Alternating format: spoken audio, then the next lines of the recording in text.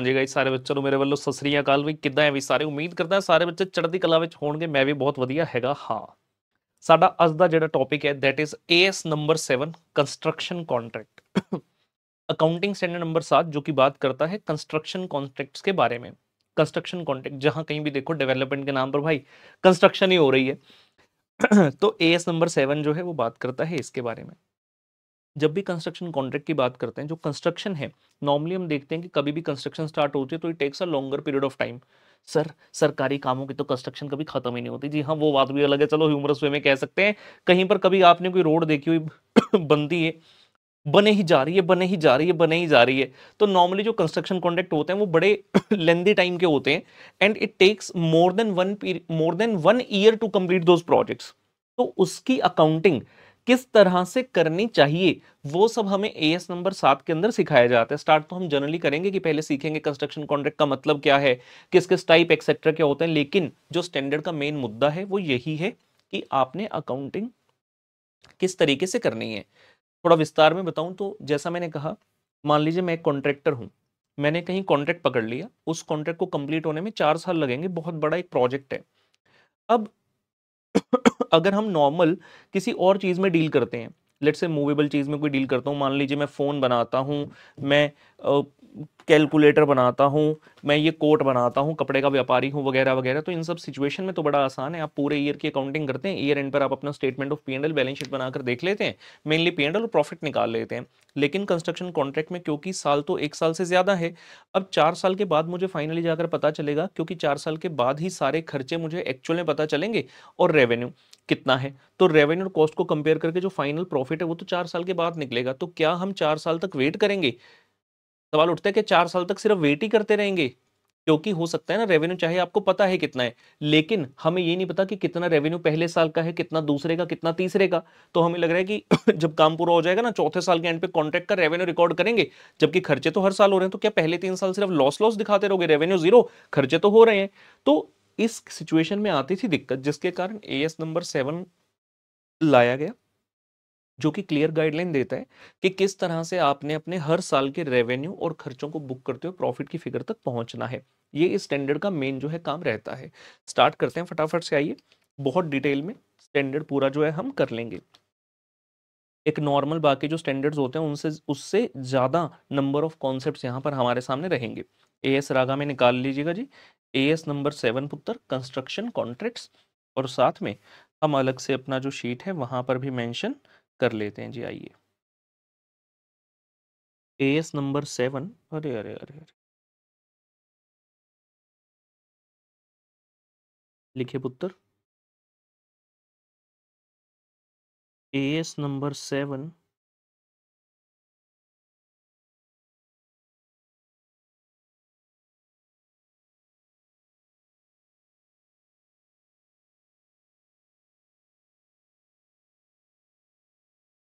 Construction contracts. ठीक है जी, start करते हैं। ये सबसे पहला कॉन्सेप्ट लिखेंगे, कॉन्सेप्ट नंबर 1। कॉन्सेप्ट नंबर 1 पुत्र, मीनिंग एंड टाइप्स। मतलब कंस्ट्रक्शन कॉन्ट्रैक्ट का मीनिंग क्या है और कितने प्रकार का होता है, ये दोनों ही चीजें कलेक्टिवली हम कॉन्सेप्ट नंबर 1 के अंदर पढ़ लेंगे। कॉन्सेप्ट नंबर 1 यहाँ आ जाएंगे जी। नंबर 1 लिखा है मीनिंग, और नंबर 1 मतलब कॉन्सेप्ट नंबर 1 में ही टाइप्स ऑफ कंस्ट्रक्शन कॉन्ट्रैक्ट पढ़ लेंगे। सबसे पहले मीनिंग की बात करें, एएस 7 ने डिफाइन किया, कहते हैं जी construction contract is a contract specifically negotiated for the construction of an asset. किसी भी एक एसेट को बनाने का जो कॉन्ट्रैक्ट है, या फिर कॉम्बिनेशन ऑफ एसेट्स। ऐसा नहीं कि एक एसेट बनाना है, अगर आपने कॉम्बिनेशन ऑफ एसेट बनाना है और ये एसेट्स क्या हैं जी, क्लोजली इंटर रिलेटेड हैं, आपस में मिलते जुलते हैं, एंड या फिर कहता जी इंटरडिपेंडेंट हैं, एक दूसरे के ऊपर dependent in terms of their design, technology and function और देयर अल्टीमेट पर्पस और यूज। यानी कि या तो डिजाइन के माध्यम से कनेक्टेड है, या टेक्नोलॉजी के माध्यम से, या फिर सबसे बेस्ट तरीका तो क्या है कहने का कि अल्टीमेट पर्पस और यूज जो होगा ना इनका, वो कलेक्टिवली ही हो पाएगा। देखने में लग रहा है एक से ज्यादा एसेट है, लेकिन जब आपने उनका कॉन्ट्रैक्ट लिया तो उसको सिंगल कंस्ट्रक्शन कॉन्ट्रैक्ट जो है माना जाएगा।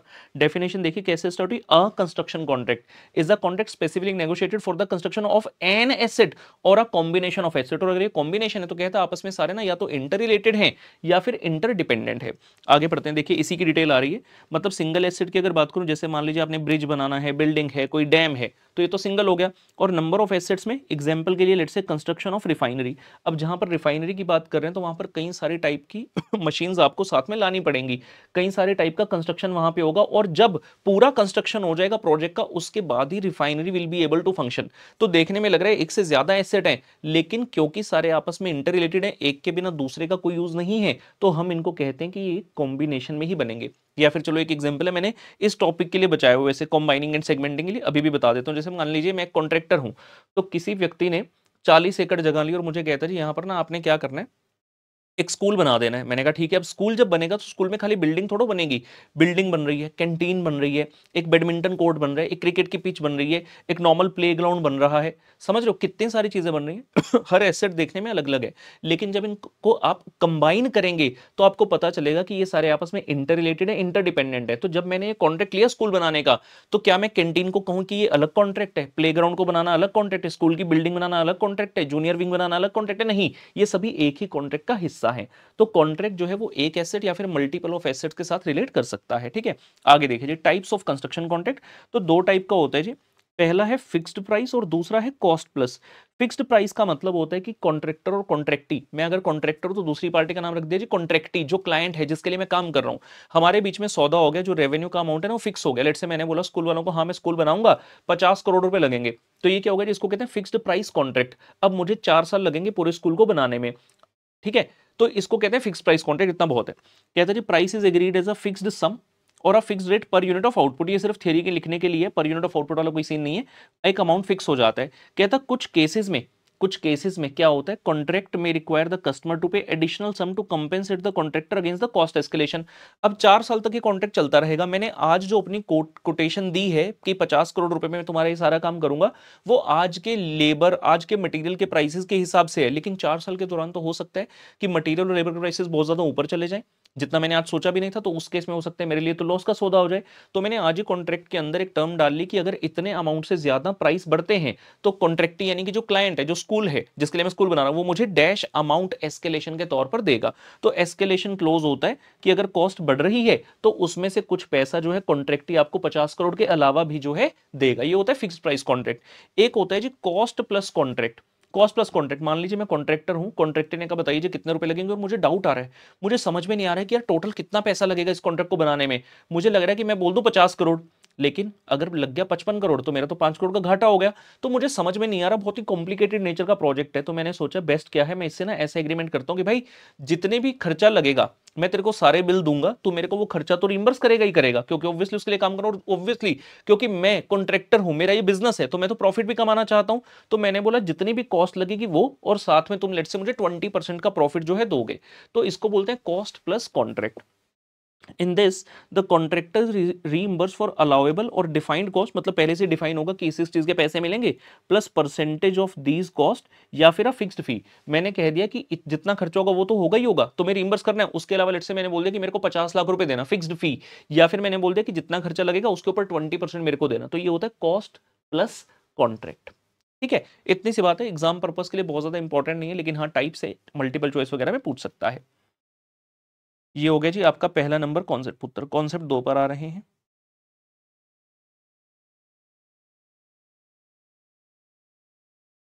कॉन्सेप्ट नंबर 2 पुत्र लिखेंगे, combining and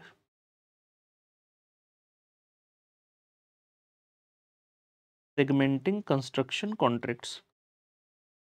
combining and segmenting construction contracts.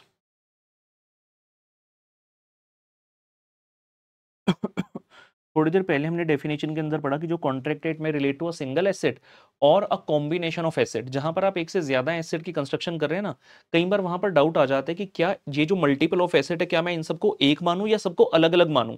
तो उसके लिए हमारे सामने कॉन्सेप्ट आता है जी कॉम्बिनेशन और सेगमेंटेशन। ठीक है, ये कहां पर एप्लीकेबल है, जहां पर मोर than one asset being constructed. तो आपको डाउट आ गया कि जो ये मोर देन वन एसेट है, मैं इनको सिंगल मानूं, क्या मतलब कंबाइन करके एक मान लूं, या सबको अलग अलग मानूं, मतलब सेगमेंटिंग सेपरेट मानूं सबको। तो उसके लिए हम ये पढ़ रहे हैं। आइए जी, कॉन्सेप्ट नंबर 2। थियोरेटिकल क्वेश्चन होते हैं, एग्जाम में आ जाता होते हैं। कहते हैं जी contractor may undertake a number of contract, standard identifies certain cases where for the purpose of accounting more than one contract can be taken as one, मतलब एक से ज्यादा एसेट की कंस्ट्रक्शन करे लेकिन उसको कंबाइन करके एक मान लेना। And a single contract may be taken as to comprise of more than one contract, ठीक है ना, मतलब जहां पे एक से ज्यादा एसेट है तो उसको कॉम्बिनेशन माने या सेगमेंट। मेन बात ये है, इसको आपने याद रखना है जो आपके सामने अब आ रहा है, इसमें लिख लीजिए। जो सेगमेंटिंग वाला है ये है पैरा नंबर 7, और जो कंबाइनिंग वाला है इसके बारे में लिखा है पैरा नंबर 8 ऑफ AS7 में। हाँ जी, सेगमेंटिंग कब मानेंगे?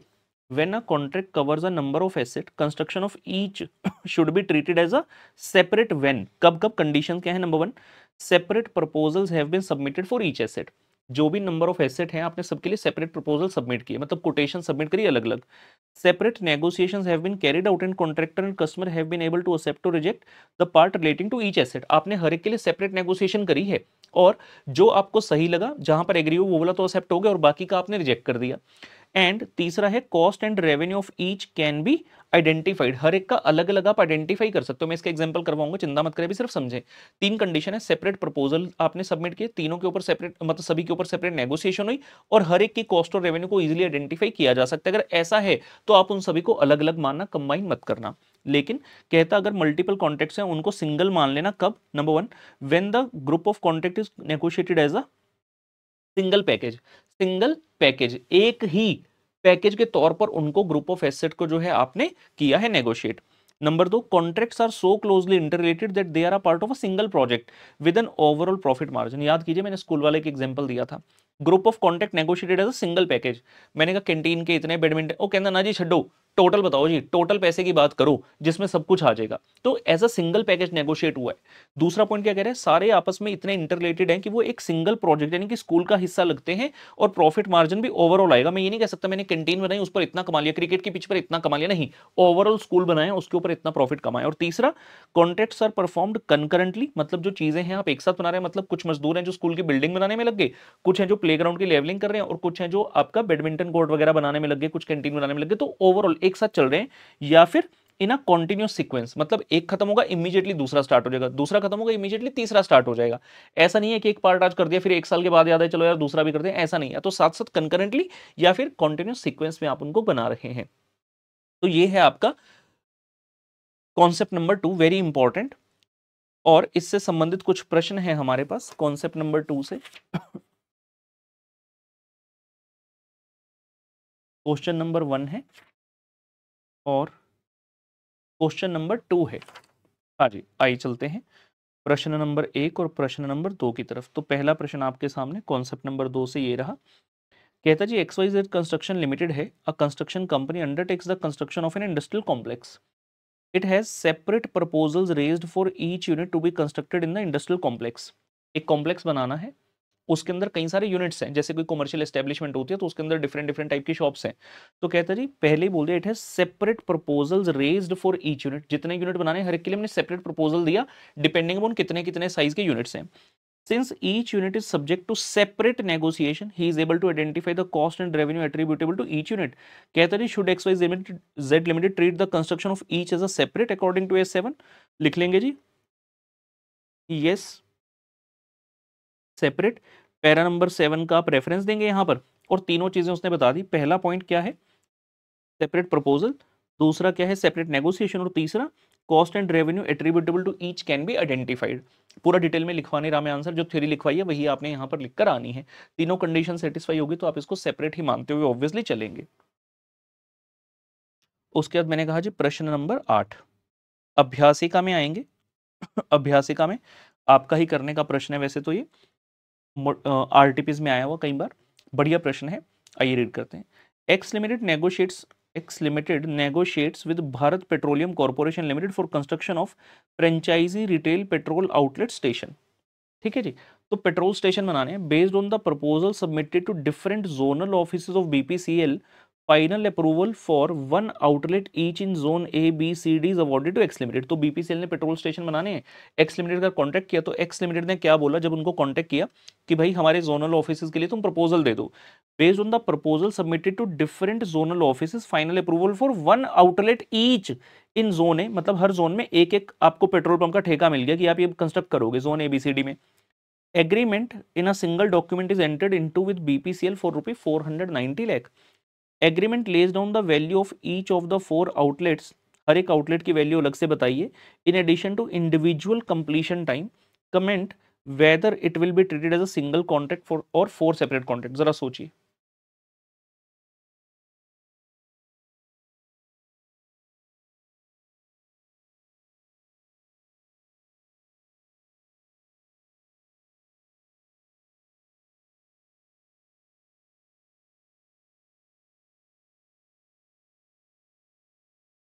हाँ जी, क्या लगता है, सेपरेट मानेंगे या फिर कॉम्बिनेशन में मानेंगे, कंबाइन करेंगे?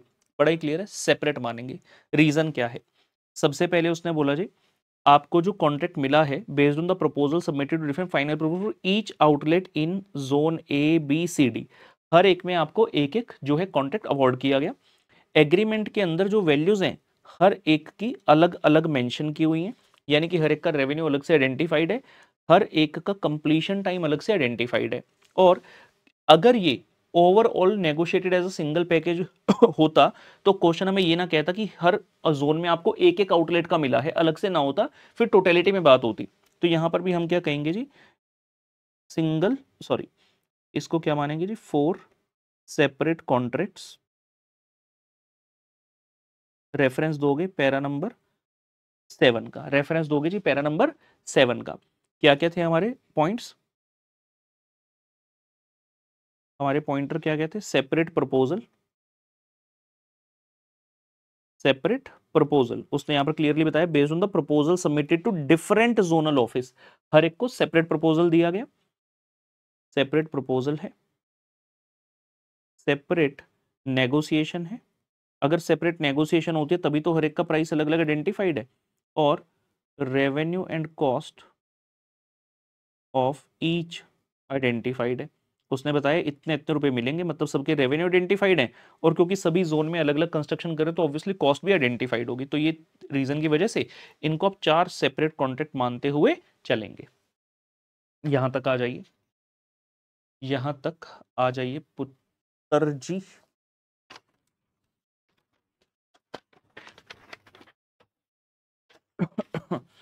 आगे लिखेंगे कॉन्सेप्ट नंबर 3,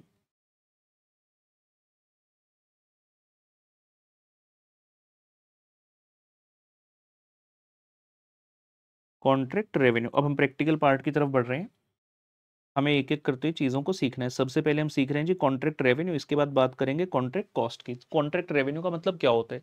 बड़ी ही आसान सी बात है, जो कॉन्ट्रैक्टर और कॉन्ट्रैक्टी यानी कि क्लाइंट के बीच में अमाउंट तय हो गया उसे हम कहते हैं कि भाई ये कॉन्ट्रैक्ट रेवेन्यू है। लेकिन जितना आपने अमाउंट एग्री किया होता है ना, कई बार उसमें किसी किसी कारण की वजह से चेंजेस आ जाते हैं, तो वो चेंजेस भी आपने इनकॉर्पोरेट करने हैं, उसके बाद आपके पास फाइनल रेवेन्यू आ जाएगा। तो मैं लिखवा रहा हूँ आपको, लिखेंगे जी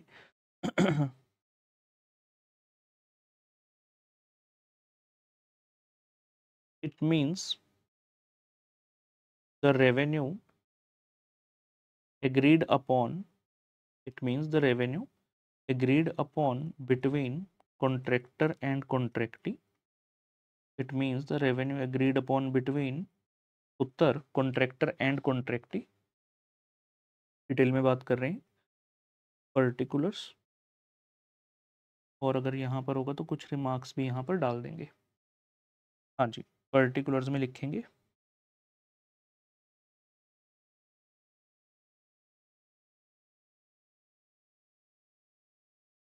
इनिशियल कॉन्ट्रैक्ट रेवेन्यू एग्रीड, जो आपके बीच में एग्री हुआ वो वाला अमाउंट आ गया,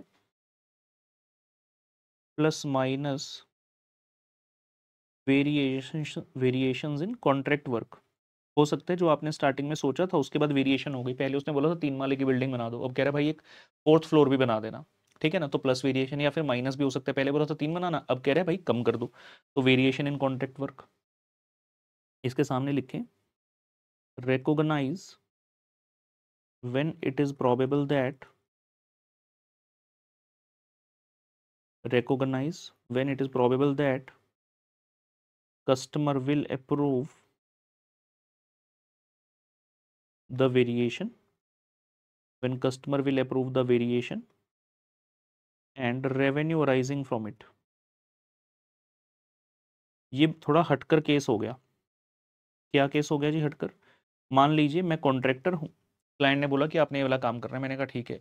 काम करते करते मुझे खुद से लगा, मैंने कहा ये ना चीज़ सही नहीं है, इसमें थोड़ा सा मैं वेरिएशन कर देता हूँ, चाहे पैसा थोड़ा एक्स्ट्रा लगे कोई बात नहीं, मैं कर देता हूँ। मैंने कर दिया और बाद में मैं उसको रेवेन्यू को रिकॉर्ड करना चाहता हूँ, तो ये कह रहा है कि भाई ऐसे मत करना, रिकॉग्नाइज तभी करना जब आपको लग रहा है कस्टमर, कस्टमर कौन? कॉन्ट्रैक्टी यानी कि client will approve the variation, कि जब क्लाइंट अप्रूव करेगा वेरिएशन, और दूसरा वेरिएशन नहीं, वेरिएशन तो कहता बहुत बढ़िया राहुल जी क्या काम किया, एंड रेवेन्यू ऑल्सो, जैसे मैंने कहा सर इस काम को करने में 2 लाख एक्स्ट्रा लग गए, तो जब वो अप्रूव करेगा उस रेवेन्यू को तभी आपने रिकॉग्नाइज करना है, अदरवाइज रिकॉग्नाइज मत करना, तब तक मत रिकॉग्नाइज करना जब तक आपको कस्टमर का अप्रूवल ना आ जाए। लिखिए जी plus incentive payments.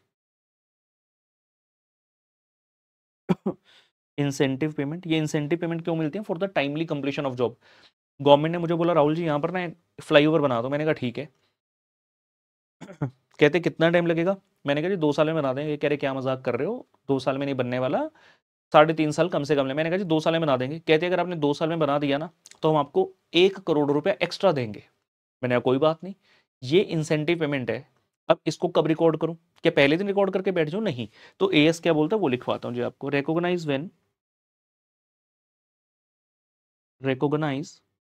When contract is sufficiently advanced, recognize when contract is sufficiently advanced that it is probable to meet the specified performance standards, when it is probable to meet the specified performance standards। इसका मतलब क्या है भाई? तब recognise करना जब contract इतना advance stage में पहुंच जाए कि आपको लगे कि हाँ अब तो हम बहुत नजदीक आ गए हैं, अब हम इसको मीट कर लेंगे। मतलब शुरू में तो बिल्कुल नहीं करना। इसका मतलब ये हो गया, लिखिए आगे। Plus price escalation, price escalation. आपने एग्रीमेंट किया था पार्टी के साथ कि अगर इतने ज्यादा से प्राइस बढ़ गए तो आप मुझे कुछ हिस्सा दोगे, तो प्राइस इंक्रीज होने के कारण जो मिलता है वो price escalation. Plus claims, claim ये क्या चीज है? मान लीजिए जी मुझे कस्टमर की किसी एक्ट के कारण कोई लॉस हो गया, तो मैं उसका हर्जाना उससे ले रहा हूं, तो उसको बोलते हैं क्लेम, उसको बोलते हैं क्लेम। जो मैं बता रहा हूँ हिंदी वगैरह में जो बोलता हूँ लिख लेना, नहीं तो रिवीजन के टाइम पर सोचते रह जाओगे क्या मतलब है इसका। फॉर एग्जांपल क्लाइंट ने मेरे को कहा जी राहुल जी आप ना बिल्डिंग बनाओ, मैंने कहा ठीक है। मैंने कहा पेंट भी करना है इसको? कह रहे हाँ बिल्कुल करना है। मैंने कहा ठीक है, कौन सा पेंट लाएं? कह रहा है ऐसा है, पेंट मैं ला कर दूंगा आपको, आप पेंट कर देना। मैंने कहा ठीक है भाई कोई बात नहीं। तो उसने हमारे साथ डेट फिक्स कर ली, कहता जी 1 मई को ना आपको पेंट के डिब्बे ला कर दे दूंगा, यहाँ 50 लीटर पेंट लगना है। मैंने कहा ठीक है। 1 मई को हमारे मजदूर बैठे हैं, पेंटर मैंने बुला लिए, उनकी दिहाड़ी स्टार्ट हो गई जी, पर डे का खर्चा। लेकिन जो क्लाइंट है वो 1 तारीख को मुझे दे ही नहीं पाया पेंट, पेंट आया जी 8 मई को जाकर। तो पहले 7 दिन के पैसे भी तो मैं उससे लूंगा, उसको कहते हैं क्लेम्स, यानी कि मुझे जो लॉस हुआ due to contract, due to client. लिखिए जी माइनस एनी पेनल्टी। हो सकता है आपने कुछ काम खराब कर दिया तो उसके जो पैसे वैसे कट रहे हैं उसको हम बोल रहे हैं पेनल्टी। ऐसा करते हुए जो फाइनल वैल्यू आपके पास आएगी जी उसे बोलेंगे फाइनल कॉन्ट्रैक्ट रेवेन्यू, उसे बोलेंगे फाइनल कॉन्ट्रैक्ट रेवेन्यू। ठीक है जी, ये चीज हो गई आपकी कॉन्ट्रैक्ट रेवेन्यू की, लिख लीजिए यहां तक आराम से। और इससे संबंधित है हमारे पास क्वेश्चन नंबर 3, इससे संबंधित है हमारे पास, oh sorry sorry sorry, no no no no, not question number 3, question number 9। Question number 9 अच्छा प्रश्न है, इंस्टीट्यूट ने आरटीपी में दिया था। कहता जी मिस्टर मेहता है, Mr Mehta as a contractor has just entered into contract with the local municipal body for building a flyover. As per the contract of Mr. Mehta will receive an additional 2 crore if the construction of the flyover was finished within a period of 2 years of the commencement। कहता 2 साल के अंदर खत्म कर दी तो 2 करोड़ रुपए देंगे आपको। Mr. Mehta wants to recognize this revenue because in the past he has been able to meet the similar target very easily। कहते हैं ये तो कोई दिक्कत नहीं है, हम ऐसा करते आए हैं, रिकॉर्ड कर लो। Is Mr. Mehta correct in his proposal? Discuss। नहीं जी, हमने अभी पढ़ा कि कॉन्ट्रैक्ट रेवेन्यू के प्रिंसिपल्स के हिसाब से अगर आपको कोई भी इंसेंटिव पेमेंट प्रॉमिस की गई है तो आप उसे कब रिकॉर्ड करेंगे? When the contract is sufficiently advanced. पहले दिन नहीं कर सकते, तो लिख लेंगे जी उत्तर, no mister Mehta is not correct, no mister Mehta is not correct, full stop, contract must be sufficiently advanced to record this incentive payment। पूरी इंग्लिश नहीं लिखवाई मैंने, पूरी इंग्लिश जो लिखवाई है अभी आपको कॉन्सेप्ट में वो वाली यहाँ पर आ जाएगी जो हमने इंसेंटिव पेमेंट के सामने लिखी थी जी। लिखे यहाँ तक।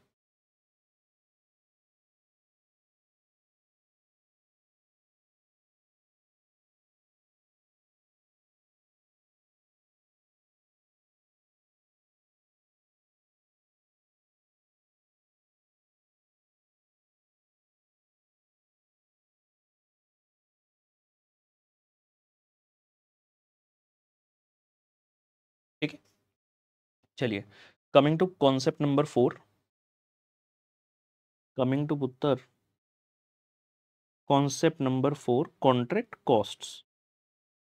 अभी हमने क्या किया, कॉन्ट्रैक्ट रेवेन्यू, अब हम कर रहे हैं कॉन्ट्रैक्ट कॉस्ट्स।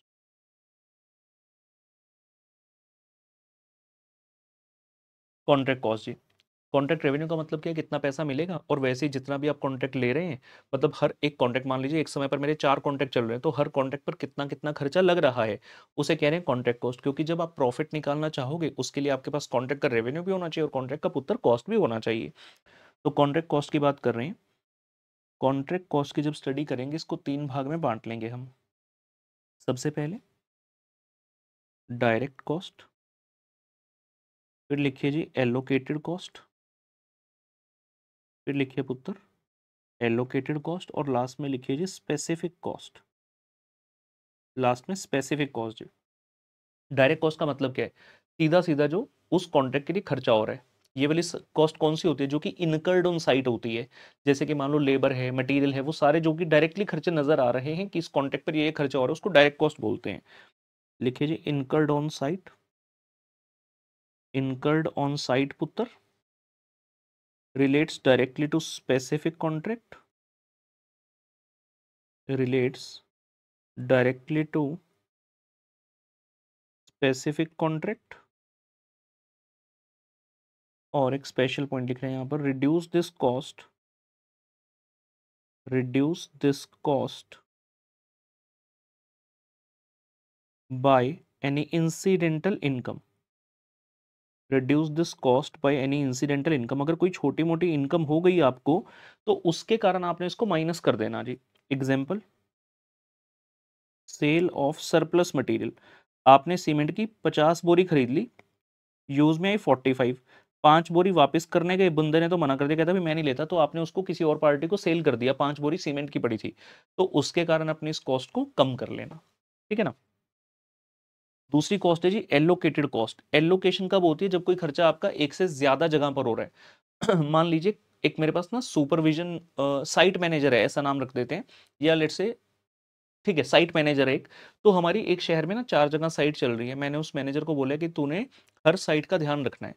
अब उसका जो खर्चा है, उसकी जो सैलरी है, लेट से 50,000 रुपये पर मंथ है, तो मैं किसी एक कॉन्ट्रैक्ट पर तो बेटा पूरा नहीं डाल सकता, मुझे उसको एलोकेट करना पड़ेगा 4 डिफरेंट कॉन्ट्रैक्ट्स में, तो हम उस कॉस्ट को बोलते हैं एलोकेटेड कॉस्ट। लिखिए relates to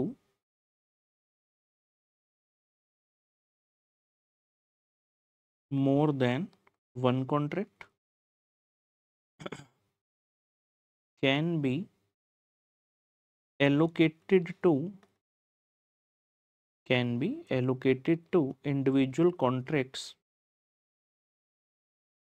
on some suitable basis। इसको आप डिफरेंट डिफरेंट कॉन्ट्रैक्ट से बांट सकते हो ऑन सम सूटेबल बेसिस जी, लिख लीजिए। और लास्ट में आता है स्पेसिफिक कॉस्ट। ये कौन सी कॉस्ट है जी, ये स्पेसिफिकली इनकर्ड होती है on the request of the customer, customer के कहने पर ही हम ये खर्चा जो है करते हैं। कौन आया जी, विराट कोहली का। कहता राहुल जी मेरे लिए एक फार्म हाउस बनाना है, मैंने कहा जी बना देंगे, कोई दिक्कत नहीं है। कहता कोई डिज़ाइन वगैरह है तो ले आओ, मैंने कहा हाँ जी। तो मैंने जो पास में बनाए मैंने उनको दिखाया, उनको पसंद आ गया, और एक डिज़ाइन उनके साथ बैठकर हमने जो 10-15 दिन में फाइनल कर लिया। मैंने कहा ठीक है सर, तो काम स्टार्ट करते हैं। कह रहे रिक्वेस्ट एक है, कोहली साहब कहते ऐसा करना, जब पेंट की बारी आएगी ना तो पेंट मत करना, इंडिया से मत लेना। कह रहा मेरी शादी इटली में हुई थी, मेरी मेमोरीज जुड़ी हैं, पेंट हम मंगाएंगे इटली से। मैंने कहा साहब वो तो बहुत महंगा आएगा। कह रहे टेंशन मत लो, I will pay for that. मतलब इंडिया वाला पेंट अगर मैं यूज़ करता तो इस फार्म हाउस पे टोटल 5 लाख का पेंट लगता है, इटली से जो मंगा कर गया 60 लाख रुपए का पेंट लगा। तो वो 60 लाख रुपए डायरेक्ट कस्टमर मेरे को दे रहा है। ऐसी कॉस्ट को बोलते हैं स्पेसिफिक कॉस्ट, जो कि कस्टमर के कहने पर ही लगाई जाती है और कस्टमर ही आपको उसका रिइंबर्समेंट करता है। आइए, तो यह स्पेसिफिक कॉस्ट लिखेंगे, incurred on special request of the customer, incurred on special request of the customer, full stop। दूसरा पॉइंट लिखिए, specifically chargeable from that customer। यहां तक लिखिए एक बार।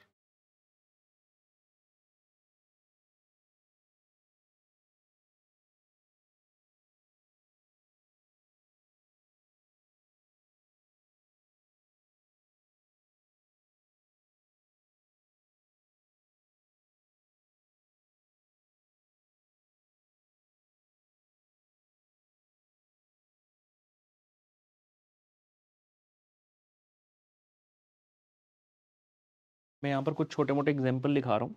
एलोकेटेड कॉस्ट के नीचे लिखिएगा, एलोकेटेड कॉस्ट के नीचे एग्जाम्पल, इंश्योरेंस। लेट से मेरे जो प्लांट एंड इक्विपमेंट है उनकी इंश्योरेंस करवाई हुई है और प्लांट एंड इक्विपमेंट ऐसा नहीं है हर साइट के लिए अलग अलग लिया हुआ है, एक ही टाइप का मशीन है, कुछ दिनों के लिए साइट 1 पे रहा, कुछ दिनों के लिए साइट 2 पे, फिर साइट 3 पे, साइट 4 पे, इस तरह से। कोई ओवरहेड का खर्चा है, जैसे मैंने बताया था साइट मैनेजर का सैलरी, कंस्ट्रक्शन ओवरहेड्स हो गए, एक्सेट्रा। बस 2 एग्जांपल बहुत हैं। कुछ खर्चे ऐसे भी हैं जो कि कंस्ट्रक्शन कॉन्ट्रैक्ट की कॉस्ट में आते ही नहीं, वो जनरल नेचर के होते हैं, तो उसको हम किसी भी कॉन्ट्रैक्ट पे स्पेसिफिकली नहीं डाल सकते, वो कंपनी के P&L में जाते हैं, उसका भी एक लिस्ट बना देते हैं। Costs excluded, costs excluded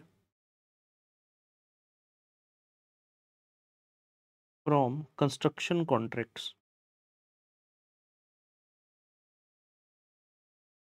important नहीं है, वेरी वेरी अनइम्पॉर्टेंट, फिर भी लिखवा देता हूँ आपको एक। लिखिए जी, जनरल एडमिनिस्ट्रेशन कॉस्ट, ये आपके बिजनेस के जनरल खर्चे हैं, आपने एक चार्टर्ड अकाउंटेंट रखा हुआ है अकाउंटिंग करने के लिए। जैसे सेलिंग डिस्ट्रीब्यूशन के खर्चे आ गए आपके एडवर्टीजमेंट वगैरह कराते फिरते हो, तो वो तो किसी पर्टिकुलर कॉन्ट्रैक्ट के लिए नहीं है ना आपके। R&D cost, depreciation of idle plant and equipment, idle plant equipment का मतलब not used on any contract.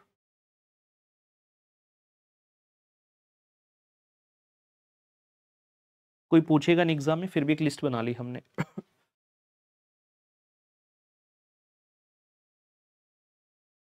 reimbursement of these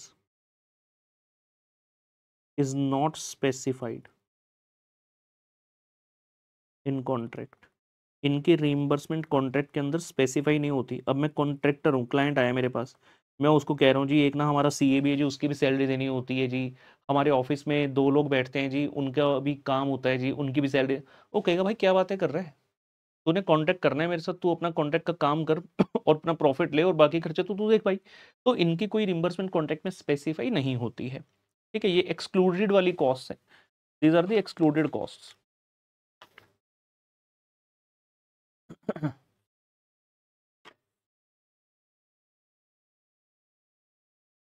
ठीक है, आगे लिखते हैं जी। कॉन्सेप्ट नंबर 5, कॉन्ट्रैक्ट रेवेन्यू सीख लिया, कॉन्ट्रैक्ट कॉस्ट सीख लिया।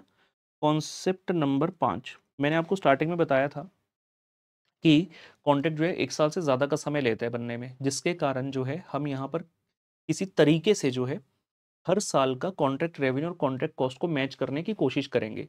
तो उसके लिए कॉन्सेप्ट नंबर 5 आ रहा है, जिसको बोलते हैं जी परसेंटेज कंप्लीशन मेथड। नाम में ही क्या है, परसेंटेज कंप्लीशन। तो क्वेश्चन हमें बताएगा खुद, क्वेश्चन हमें खुद बताएगा जी आपका ना कॉन्ट्रैक्ट इतना प्रतिशत कंप्लीट हो गया, तो बड़ा ही आसान सी बात है, हम उस परसेंटेज कंप्लीशन के हिसाब से जो रेवेन्यू और कॉस्ट को बुक कर लेंगे। कैसे सीखते हैं, आइए। लिखेंगे जी कॉन्सेप्ट नंबर 5, लिखिए परसेंटेज कंप्लीशन मेथड,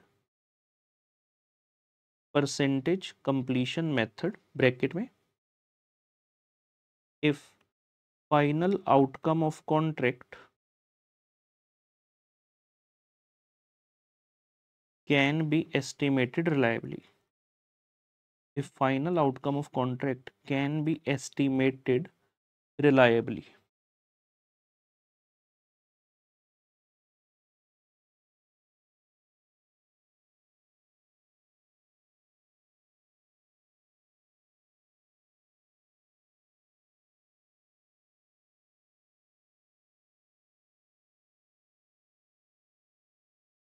लिखिए, इतना इतना लिखिए।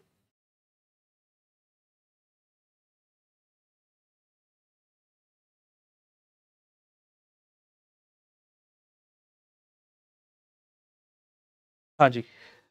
मैंने आपको ब्रैकेट में लिखवाया, if final outcome of the contract can B estimated reliably, तो AS7 कहते हैं अगर आपका फाइनल आउटकम एस्टिमेट लगा सकते हो आप रिलायबली कि हाँ भाई इतना मेरा रेवेन्यू है और इतना मेरा अप्रोक्सीमेटली खर्चा होगा, तो आपके लिए एक परसेंटेज कंप्लीशन मेथड है, आपने यूज करना। अब आपके मन में आएगा सर अगर फाइनल आउटकम रिलायबली एस्टिमेट ना हो तो क्या करना, तो उसके लिए आप इंतजार करें, आगे जाकर मैं बिल्कुल अंत में जाकर एक कॉन्सेप्ट सिखाऊंगा, वो टोटली अनइम्पॉर्टेंट है।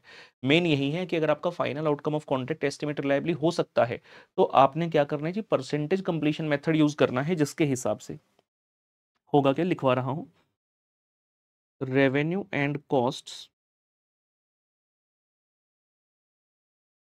are recognized, revenue and costs are recognized as per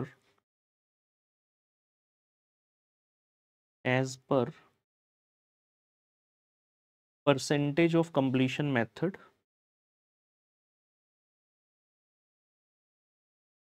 comma, considering the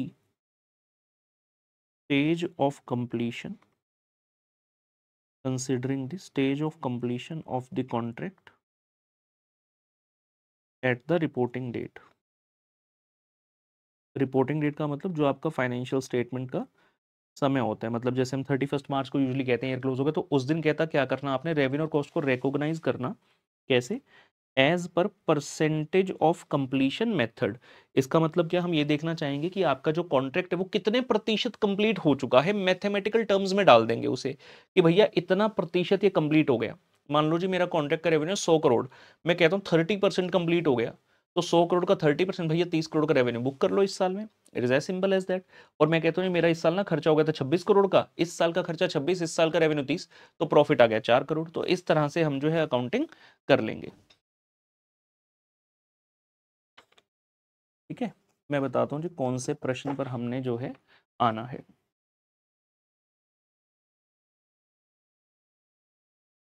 ठीक है, so we come to question number 3, we come to question number 3 from concept number 5 जी। Question number 3 concept number 5, let us see जी क्या कहता है। It says X limited commenced a construction contract on 1 April 2021, fixed contract price जो था वो 2 लाख का है, 2 लाख रुपए का प्राइस है। Company incurred 81,000 in the year 1-2, X1 X2 मतलब जिस ईयर में स्टार्ट हो उसी साल का बता रहे, और 45% वर्क, पहले साल में 45% काम आपका कंप्लीट है, वो ये बता रहे हैं। अगर 45% कंप्लीट है, देखते ही समझ आ जाना चाहिए 2 लाख रुपए में से 45% यानी कि आप 90,000 का रेवेन्यू पहले साल में बुक कर लेंगे। कहता है जी received 79,000 as progress payment from the customer, ये इररेलीवेंट है, आपको कितना पैसा मिला या नहीं मिला उसकी कोई बातचीत हमने नहीं करनी है, प्रॉफिट निकाल दो, इसका कोई यूज नहीं होता। क्वेश्चन कह रहे हैं जी cost incurred in next year was 89,000 to complete the rest of the work, rest of the work मतलब 55% जो काम बचा था वो अगले साल में कंप्लीट हो गया।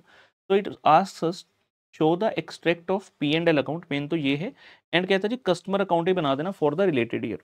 तो आपसे पूछ रहे P&L अकाउंट और कस्टमर अकाउंट दोनों, बहुत ही बढ़िया प्रश्न, आइए करते हैं हल।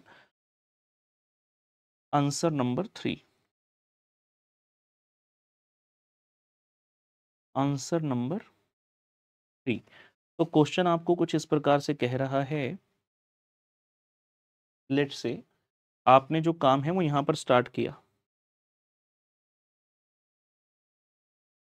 1 अप्रैल X1, तो पहला ईयर यहाँ एंड हुआ 31 मार्च x2 और अगला ईयर यहाँ खत्म होगा 31 मार्च x3। क्वेश्चन कह रहे जी यहाँ पर हमारा जो कॉस्ट है ना, हमारा जो कॉस्ट है इस साल में लगा 81,000 और यहाँ पर हमारा कॉस्ट लगा है 89,000। आपका कॉन्ट्रैक्ट का रेवेन्यू कितना है आपका है 2 लाख, जिसमें से वो कह रहे हैं जी 45% कंप्लीशन यहाँ पर है। उसने अपना खुद का परसेंटेज ऑफ कंप्लीशन बताया, पीओसी लिख दूँ 45% और रेस्ट यहाँ पर हुआ अगले साल में। रेस्ट का मतलब यहाँ परसेंटेज ऑफ कंप्लीशन कितना हुआ 55%। तो जितना भी रेवेन्यू है अब उसमें से 45% पहले साल में और दूसरे साल में 55% बुक करेंगे। ठीक है, आइए देख लेते हैं जी। उसने कहा जी show the extract of P and L, लिखेंगे extract of P and L, extract बनाना है, extract of P and L account for 2 years.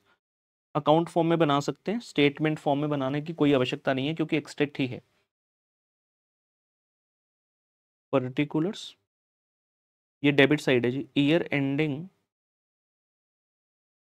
31 March x2 और उत्तर ईयर एंडिंग 31 मार्च x3।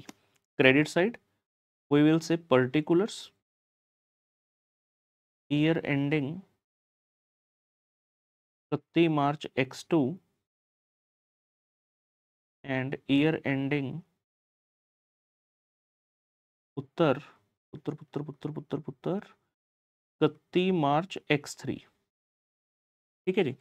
तो क्रेडिट साइड पर क्या आएगा, रेवेन्यू। आप कहेंगे जी बाय कॉन्ट्रैक्ट रेवेन्यू। कितना था आपका रेवेन्यू 2 लाख, जिसमें से 45% इस साल में बुक होगा और 2 लाख में से 55% इस साल में बुक होगा जी। ये आ गया जी 90,000 तो ए वाला आ गया जी 1,10,000। ओके, उसके बाद डेबिट साइड पे क्या आएगा जी खर्चा, आप कहेंगे to contract cost. To contract cost कितनी है, पहले साल में उसने बोला जी 81,000, दूसरे में है जी आपका 89,000 का ए आ गया जी ਤੁਹਾਡਾ balancing figure. To contract profit, पहले साल में कितना आ रहा है जी 9,000 और दूसरे साल में रहा 110 माइनस 89 21,000।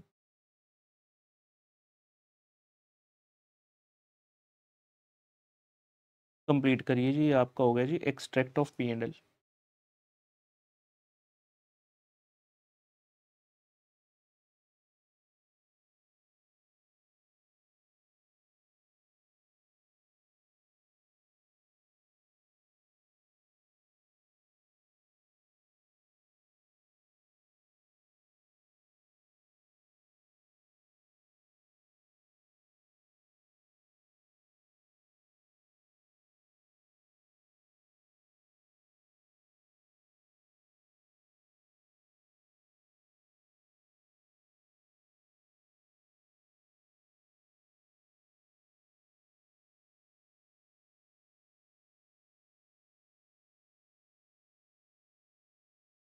ठीक है, दूसरी चीज उसने क्या बोली जी, customer account for the related years.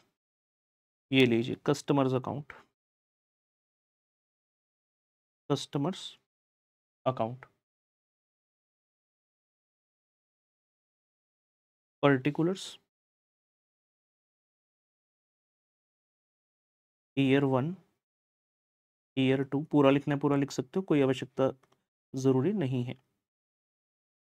Particulars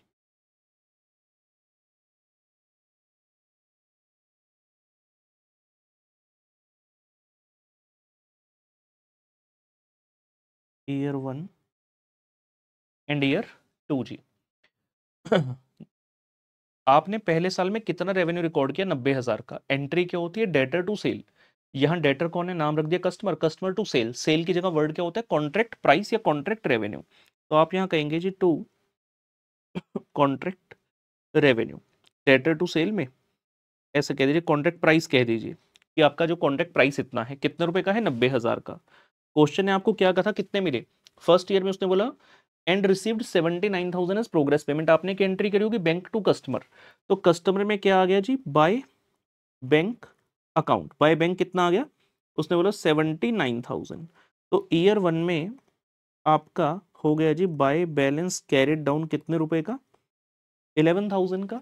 ये ईयर 2 में क्या हो जाएगा आपका, टू बैलेंस ब्रॉड डाउन।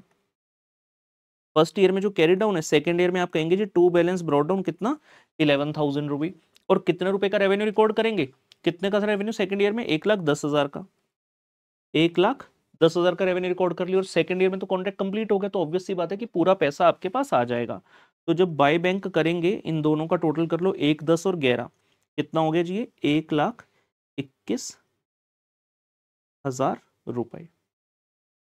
ये लीजिए, ये कस्टमर अकाउंट आपका 2 साल के लिए पुत्र कंप्लीट हुआ।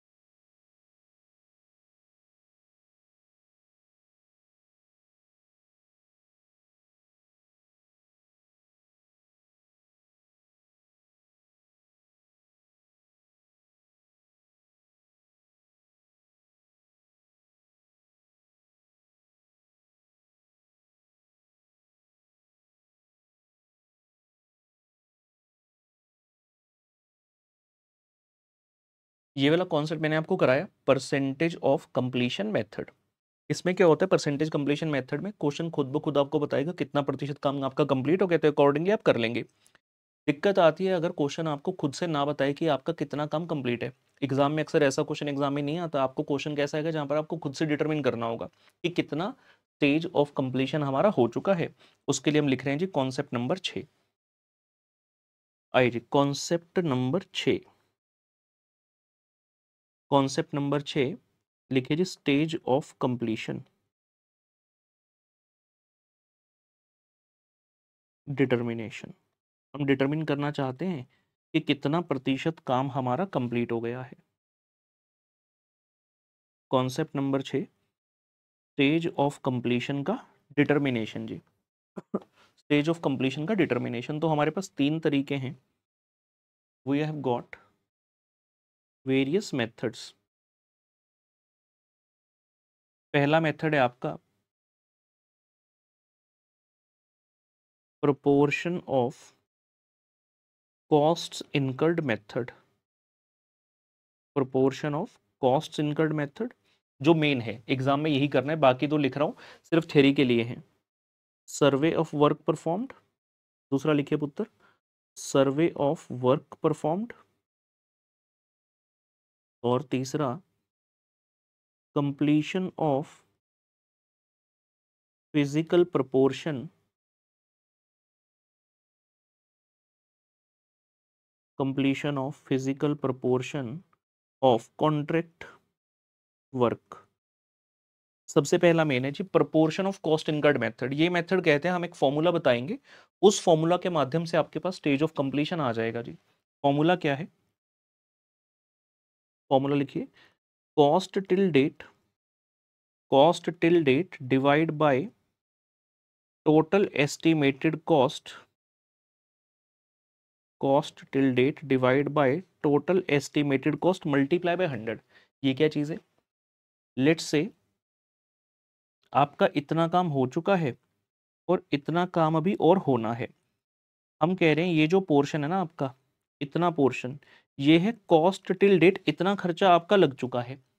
और ये जो आगे का पोर्शन है, ये क्या है जी, further estimated cost. Full form लिख लेना एफईसी की, फर्दर एस्टिमेटेड कॉस्ट, की अभी इतना खर्चा और लगना है।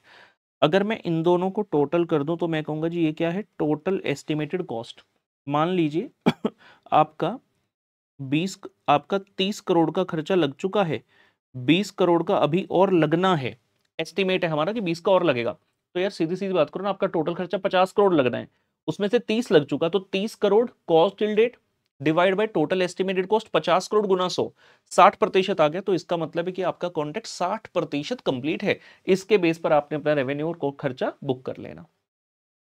दूसरा क्या लिखा है, सर्वे ऑफ वर्क परफॉर्म्ड, इस ये सिर्फ थियोरेटिकली है, ये बेसिकली सरकारी कामों में चलता है जहां पर सर्वेयर को बुलाया जाता है और पूछा जाता है कि भाई इतना काम कर दिया, जरा पार्टी ने देखना कितना लग रहा है, तो सर्वेयर डिफरेंट डिफरेंट टेक्निक्स लगाकर बताएगा कि हाँ मेरे को लगता है इतना प्रतिशत काम कंप्लीट है, वो सर्वे मेथड हो गया। और तीसरा क्या है, completion of physical proportion of the contract work.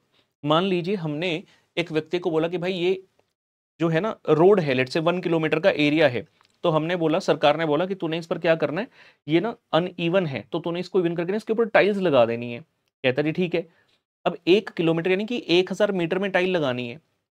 एक पर्टिकुलर डे पर हमारा मन किया देखें कि कितना कम कंप्लीट हो गया, तो उसने 300 मीटर कवर कर लिया। तो फिजिकल प्रोपोर्शन 1000 मीटर में से 300 मीटर कंप्लीट कर लिया, मतलब 30% काम कंप्लीट कर लिया। ये होता है फिजिकल प्रोपोर्शन वाली चीज। ठीक है, 2 और 3 रेलिवेंट नहीं है, पहला ही रेलिवेंट है। This is very very important, जो फर्स्ट है proportion of cost incurred method.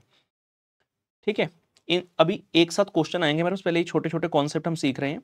Concept number 7 पर आइए। कॉन्सेप्ट नंबर 7,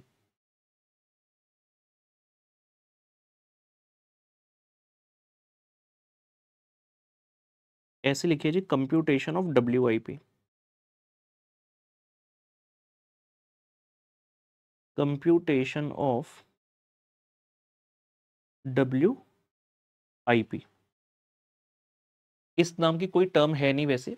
एग्जाम में एक बार क्वेश्चन आया था, उन्होंने पूछ लिया कि WIP बताओ। अगर वो ऐसा बात कह दे तो हमें क्या करना दो टर्म होती है। कॉन्ट्रैक्टर बेटा जितना भी काम करता है ना, जितना भी काम करता है, मान लो मैं कॉन्ट्रैक्टर हूँ, क्लाइंट के लिए मैंने कह दिया ईयर एंड पर, मैंने कहा भाई देखो मेरी तरफ से ये वाला काम हो गया एंड ये 60% अब तुम्हारा काम कंप्लीट है। वो कहता है भाई ये तो तुझे लग रहा है ना 60% कंप्लीट है, तो तू बोल रहा है, मेरे को थोड़ी पता कितना कंप्लीट है। तो उसने क्या किया, अपना सर्वेयर बुलाया क्लाइंट ने, कहते हैं कॉन्ट्रैक्टर बोल रहे 60% काम कंप्लीट हो गया, जरा तू देखना कितना कंप्लीट है। तो सर्वेयर सर्वे कर रहे हैं, कहता भाई इसमें से 52% को तो मैं सर्टिफाई करता हूँ कि बढ़िया तरीके से हो गया, लेकिन जो 8% है ना उसमें अभी थोड़ी सी कमी पेशी है, तो मैं उसका सर्टिफिकेट नहीं दे सकता। 52% सर्टिफाइड है, तो 8% क्या हो गया, अनसर्टिफाइड। तो वर्क सर्टिफाइड और वर्क अनसर्टिफाइड इस नाम की दो टर्म्स गिवन होंगी। अगर आप इन दोनों को इकट्ठा कर रहे हैं तो हम कहते हैं WIP। साथ ही साथ एक बार एग्जाम में ऐसा भी क्वेश्चन आ गया था कि क्वेश्चन है ना कॉन्ट्रैक्ट कॉस्ट नहीं दी थी, तो उस केस में इंस्टीट्यूट ने क्या किया था, जो वर्क सर्टिफाइड और अनसर्टिफाइड उन दोनों को इकट्ठा किया, जो वैल्यू कहते हैं ये आपका टोटल खर्चा आज तक लग चुका है। तो हम लिख लेते हैं, आइए जी, WIP में लिखिए वर्क सर्टिफाइड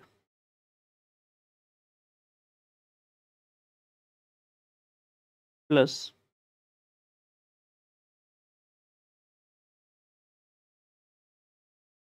वर्क अनसर्टिफाइड। ऐसा करने से जो वैल्यू आएगी वो आपका WIP बनेगा। वर्क सर्टिफाइड को शॉर्ट फॉर्म में WC और वर्क अनसर्टिफाइड को बोलते हैं WUC। Work certified plus work uncertified, इस तरह से चलेगा। ठीक है, लिखिए note, if question doesn't provide total cost incurred, if question doesn't provide total cost incurred, then WC plus WUC मतलब work certified plus work uncertified denotes the total cost incurred till date। ठीक है, ये भी साथ में लिख लिया। अगर कभी क्वेश्चन ना बताए तो यही वैल्यू आपने यूज करनी है, किसके लिए, कि आज तक का खर्चा कितना हमारा हुआ है। चलिए अब हम आ रहे हैं जी फाइनली कॉन्सेप्ट नंबर 8, जहां पर हम प्रॉफिट निकालना सीखेंगे, जो मेन चीज है पिछले वाले सभी कॉन्सेप्ट्स का प्रयोग करते हुए। Concept number 8, computation of profit. जो आपका कॉन्ट्रैक्टर है वो तो मेनली इस चीज में इंटरेस्टेड है कि भैया मैं प्रॉफिट कैसे निकालूं। जब मैंने थोड़ी देर पहले आपको परसेंटेज ऑफ कंप्लीशन वाला बेटा सिखाया कॉन्सेप्ट, तो मैंने उसमें बताया कि जितना आपका कॉन्ट्रैक्ट का रेवेन्यू होता है ना टोटल, उसके ऊपर प्रतिशत लगा लेना, और क्वेश्चन आपको परसेंटेज कंप्लीशन मेथड में खुद से बताएगा इतना परसेंट कंप्लीट है। जैसे हमने क्वेश्चन 3 किया, वहां पर देखा था 2 लाख का कॉन्ट्रैक्ट कंप्लीट है, 45% जो है आपका 2 लाख का कॉन्ट्रैक्ट रेवेन्यू है, 45% कंप्लीट है, तो 2 लाख का 45% 90,000 आपने रेवेन्यू बुक कर लिया था। सिमिलरली जब हमें रेवेन्यू बुक करना है स्टेज ऑफ कंप्लीशन से, तो हम कैसे करेंगे वो यहाँ पर देखते हैं। लिखिए जी particulars and amount, particulars and पुत्र amount. Contract revenue till date, contract revenue till date लिखिए ब्रैकेट में total contract revenue multiply by stage of completion percentage. जितना हमारा रेवेन्यू है उसको स्टेज ऑफ कंप्लीशन से मल्टीप्लाई कर दो तो आज तक का टोटल कॉन्ट्रैक्ट रेवेन्यू आ जाएगा, minus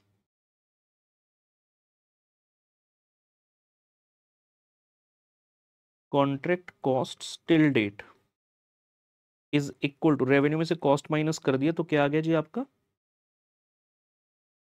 contract profit till date. देखते जाइए अभी आराम से मेरे साथ, मैं सिखाऊंगा। Minus minus profits recognised till last year, minus profits recognised till last year is equal to current year profit. Sir sir sir ये क्या हो रहा है सर, बता रहा हूँ, चिंता क्यों करते हो। लेट्स से जी हमने यहाँ काम स्टार्ट किया और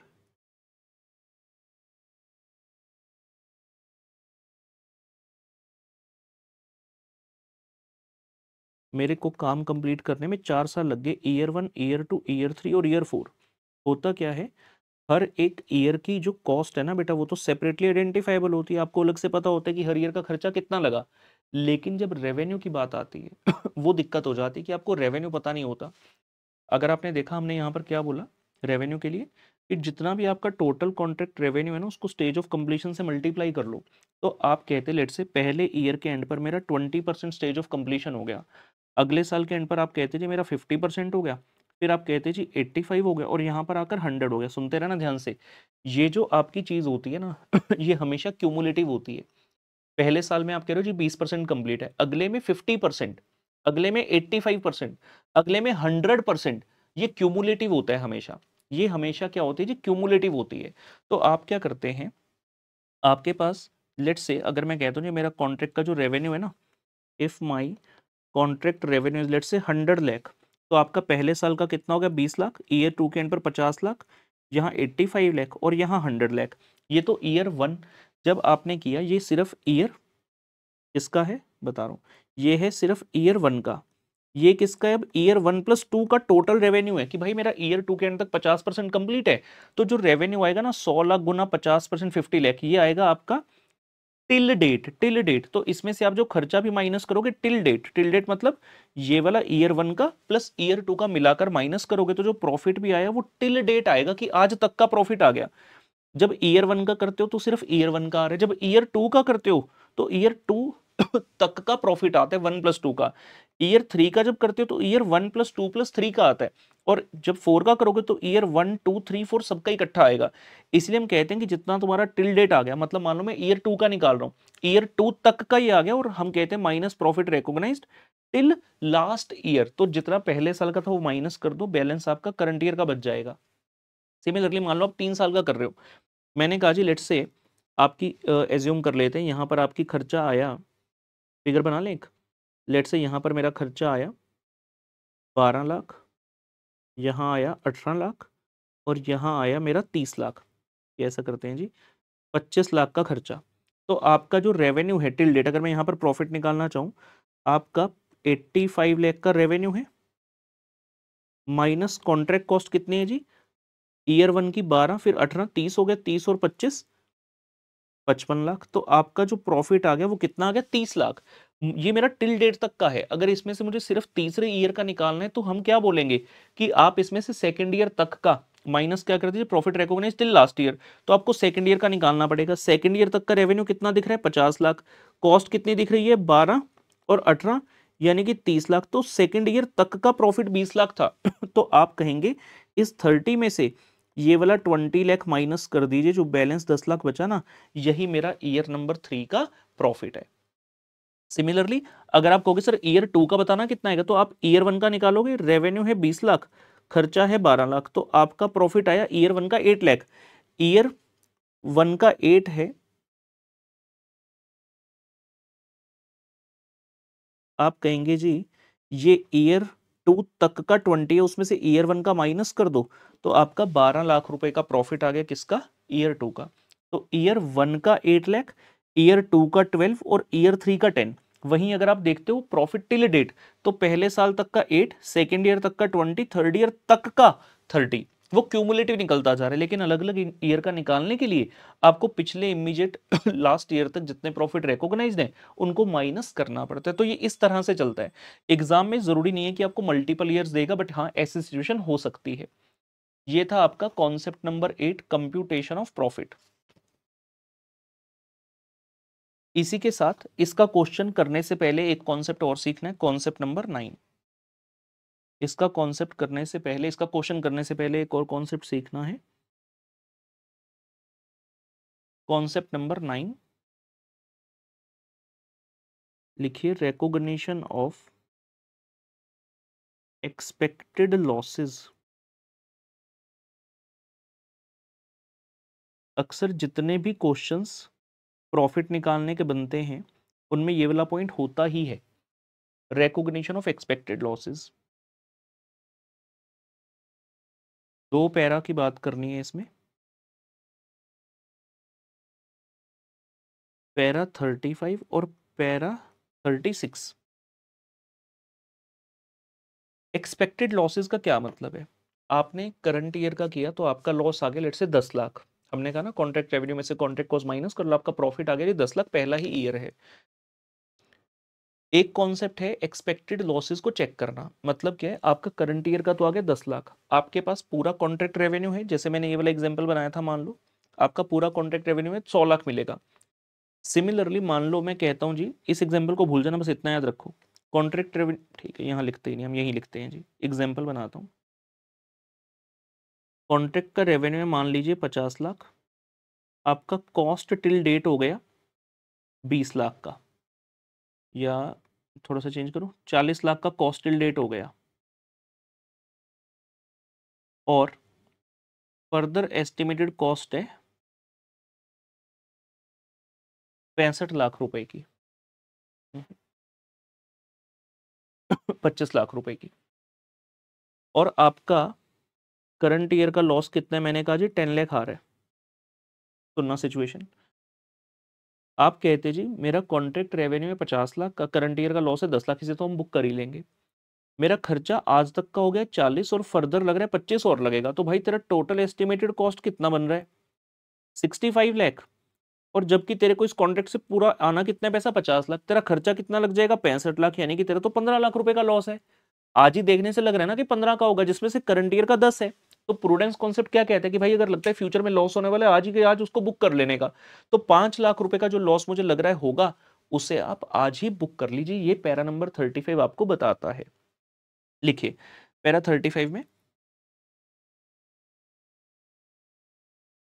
total contract cost, total contract cost का मतलब cost till date plus further estimated cost अगर ग्रेटर देन है टोटल कॉन्ट्रैक्ट रेवेन्यू। अगर आपका total contract cost is greater than total contract revenue, तो क्या करना, recognize the expected loss immediately।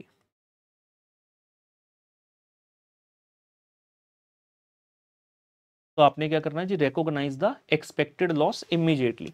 इतनी बात लिख लीजिए।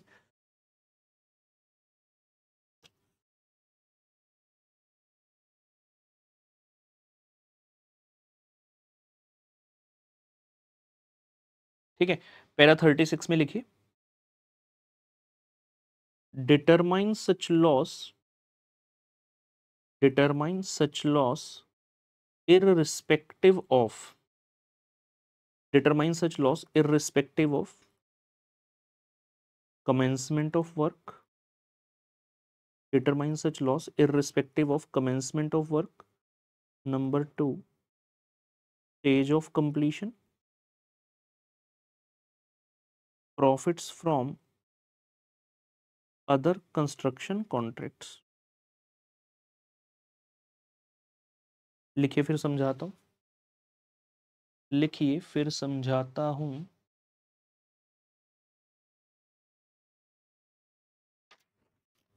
हाँ जी, हमने क्या लिखा, ये वाला लॉस ना, अगर आपको पता चल गया कि contract cost is greater then contract revenue, तो आपको ये लॉस डिटरमिन करना पड़ेगा इररिस्पेक्टिव ऑफ, मतलब कोई फर्क नहीं पड़ता किस चीज का। पहला, कमेंसमेंट ऑफ वर्क, आपका काम स्टार्ट हुआ या नहीं हुआ अभी तक। अब कोई कहेगा यार ऐसा कॉन्ट्रैक्ट को हम क्यों लेंगे जहां पर लॉस हो रहा हो। बड़े सारे रीजन होते हैं जी, कई बार आपकी कॉम्पिटिटर से खुन्नस आ गई, आप चाहते हैं कि ये कॉन्ट्रैक्ट तो आपको ही मिलना चाहिए, चाहे लॉस ही क्यों ना हो जाए। वो कहते हैं ना कि पागल आशिक, मेरी ना हुई तो मैं किसी और की नहीं होने दूंगा, वो वाला केस हो गया। तो कहता चाहे मुझे लॉस हो जाए पर ये कॉन्ट्रैक्ट तो मैं कॉम्पिटिटर को जाने नहीं दूंगा। आपको काम चालू करने से पहले ही पता है कि रेवेन्यू 50 लाख का है लेकिन खर्चा आएगा 70 लाख का, 20 लाख का लॉस होने वाला है। तो कहता आपको बुक कर लेना होगा। आप ये नहीं कह सकते अभी तो काम स्टार्ट नहीं हुआ। भाई जब तुम्हें पता है लॉस होने वाले तो काम स्टार्ट होने की वेट क्यों करते हो, बुक करो। दूसरा कह रहा है स्टेज ऑफ कंप्लीशन, आपका कितना प्रतिशत काम कंप्लीट हुआ है। आप कहते हैं अभी तो ना सिर्फ 20% काम कंप्लीट हुआ है, अभी क्यों बुक करूं, नहीं, कोई मायने नहीं रखता।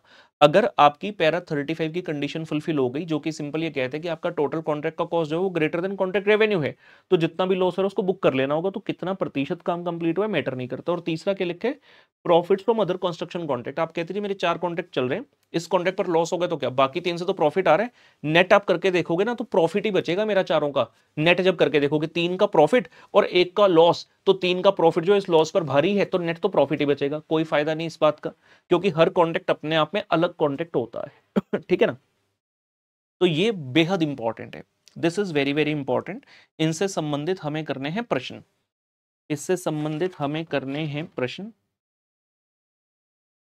क्वेश्चन 2, 5, 6 और 10।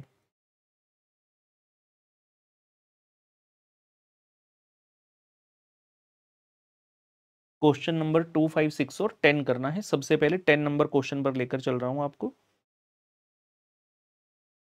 सबसे पहले क्वेश्चन नंबर 10 पर आ जाएंगे जी। कॉन्सेप्ट नंबर 9 से हमने बातचीत करी, अच्छा प्रश्न है। क्वेश्चन कहता है जी, lucky limited has signed at 31 December the balance sheet date a contract where the total revenue is estimated at 15 crore and total cost is estimated at 20 crore. Contract revenue है 15 का, कॉन्ट्रैक्ट कॉस्ट है 20 करोड़ की। कहता अभी तक कोई काम स्टार्ट नहीं हुआ। Is the contractor required to give any accounting effect for the year ending in his accounts. पूछ रहे क्या कुछ करना पड़ेगा, आंसर है हाँ जी। तो हमें यहाँ पर रेफरेंस देना है पैरा 35 एंड 36 का। Expected loss of ₹5 crore is to be provided for, मतलब प्रोविजन बना लेना ऐसा कहते हैं, is to be provided for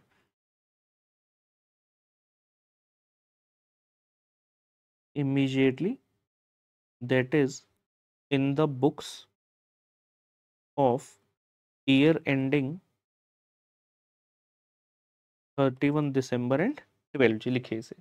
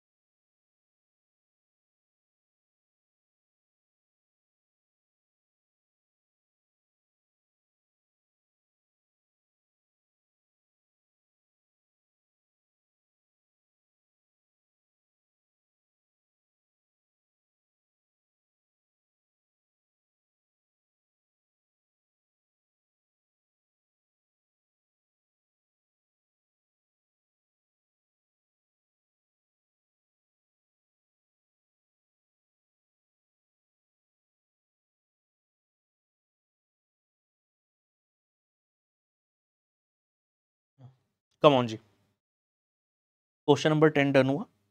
आप मेरे साथ आएंगे सबसे पहले क्वेश्चन नंबर 5 पर। क्वेश्चन नंबर 5,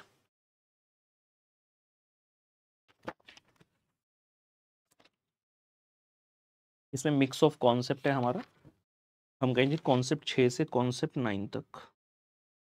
कॉन्सेप्ट 6 से कॉन्सेप्ट नंबर 9 तक बढ़िया प्रश्न है एकदम। क्वेश्चन कहता है show the P and L extract in the books of a contractor in respect of the following data for year 1। Information भी ईयर 1 का है, फिगर्स 000 में है, कॉन्ट्रैक्ट प्राइस जो है 600, फिगर्स इन लाख में मतलब 6 लाख का हो गया। कॉस्ट इनकर्ड टू डेट, आज तक का cost 390, estimated cost to complete 260। Assume that the contract period is 2 years. Contract is 100% complete in year 2. Actual cost incurred is the same as the total estimated cost to complete. कहता है जो estimated cost to complete है ना, यही आपका actual में खर्चा। वो क्वेश्चन ना भी लिखता तब भी कोई दिक्कत नहीं थी। क्वेश्चन है कि पी एंड एल का एक्सेप्ट बनाओ। पी एंड एल तो दूर की बात हो गई, पहले हमें क्या करना है, आपको सबसे पहले प्रॉफिट निकालना है, जिसके लिए मैंने क्या सिखाया, स्टेज ऑफ कंप्लीशन मेथड। आप क्या करोगे, कॉस्ट इनकर्ड, ये क्या है सीटीडी, ये क्या है एफईसी, इन दोनों का टोटल करोगे, कितना आ रहा है, 3 2 5 590 और 60 650। आप कहोगे जी cost incurred to date divide by total estimated cost into 100, percentage निकलेगा स्टेज ऑफ कंप्लीशन परसेंटेज। फिर आप अपना प्रॉफिट का स्टेटमेंट बनाओगे कि मैं कितना रेवेन्यू बुक करूं, ये 6 लाख का टोटल है। आप देखोगे आपका कितना कम कंप्लीट है, इनटू डैश परसेंटेज करते हुए कॉन्ट्रैक्ट रेवेन्यू आ गया आपका, माइनस करोगे जी आज तक की कॉस्ट, तो आपका प्रॉफिट आ जाएगा। फिर उसके बाद पैरा 35 चेक करोगे, वो भी अभी देख लो मेरे साथ। हम क्या कहते हैं, पैरा 35 में अगर तुम्हारा contract revenue is less than the cost, मतलब जो कॉस्ट है वो ज्यादा है, आपकी टोटल कॉस्ट कितनी बन रही है 650, रेवेन्यू कितना है 600 का, मतलब 50,000 रुपए का तो लॉस कंफर्म्ड है आपका, 50,000 का तो लॉस कंफर्म्ड है। उसमें से आप ये देखोगे कि पहले साल में कितना लॉस बुक होगा, जो बाकी का है उसके लिए प्रोविजन बना देंगे। अच्छा क्वेश्चन है, 5 स्टार मार्क कर लीजिए। क्वेश्चन नंबर 5 द उत्तर।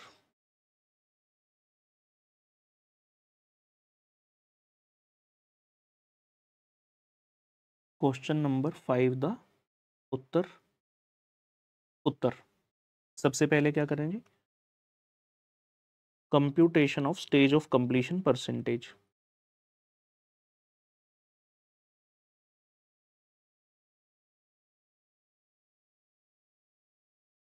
हाँ जी, हम क्या कह रहे हैं, कॉस्ट टिल डेट कितने रुपए की है, उसने बोला जी 3,90,000 रुपए। फर्दर एस्टिमेटेड कॉस्ट कितना है, फर्दर एस्टिमेटेड कॉस्ट है 2,60,000 रुपए। तो आपका टोटल एस्टिमेटेड कॉस्ट हो गया पुत्र, प्लस करते हुए दोनों को 6,50,000 रुपए। फॉर्मूला लगाएंगे जी, stage of completion percentage is equal to, formula है CTD divide by total estimated cost into 100। आप कहेंगे, sorry wrong choice of colour, आप कहेंगे जी 3,90,000 की मेरी कॉस्ट टिल डेट है, divide by total estimated cost into 100, 6,50,000 गुना 100। आ जाओ कैलकुलेटर इतने, 3,90,000 डिवाइड बाय 6,50,000 इंटू 100, ये आ गया पुत्र तो आडा 60%। मतलब हमारा जो कॉन्ट्रैक्ट कंप्लीट है ना, वो 60% कंप्लीट है। तो आप जब प्रॉफिट लॉस निकालने की बात करोगे, आप रेवेन्यू 60% बुक करेंगे। B point, computation of current year profit oblique loss ji.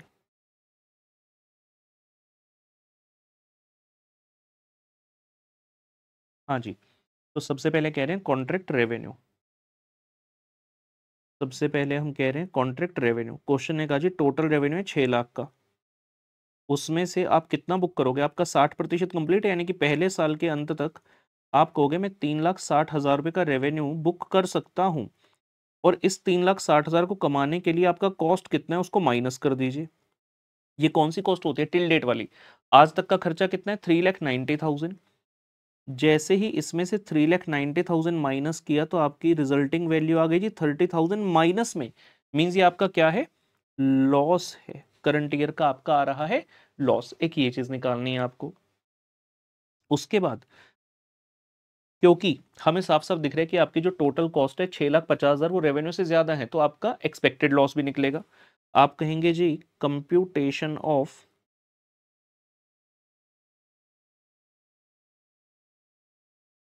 Expected loss, किस हिसाब से, पैरा नंबर 35 के हिसाब से आपका टोटल कॉन्ट्रैक्ट रेवेन्यू कितना है?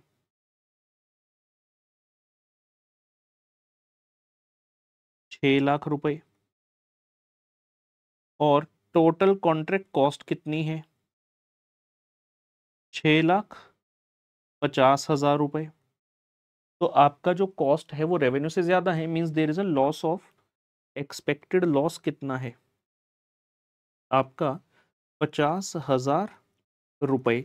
इस 50,000 रुपए में से 30,000 का तो एक्चुअल लॉस मैंने पहले साल में बुक कर लिया वो तो एक्चुअल लॉस हो गया ना आपका, that is the actual loss. आपको और एक्स्ट्रा प्रोविजन कितने के लिए बनाना है इस एक्सपेक्टेड लॉस में से? हम कह रहे हैं जी एक्चुअल लॉस ऑफ ईयर 1 कितना है आपका जो ऊपर निकाला? 30,000। तो फर्दर आपको जो प्रोविजन बनाना है वो कितने का बनाना है आपको? प्रोविजन फॉर लॉस 20,000 का। तो प्रोविजन फॉर लॉस 20,000 रुपी। ये सारा काम करने के बाद ही क्वेश्चन ने जो आपसे पूछा ना पी एंड एल अकाउंट का एक्सेप्ट बनाओ, ये काम करने के बाद ही आप वो बना सकते हैं। ठीक है, डी पॉइंट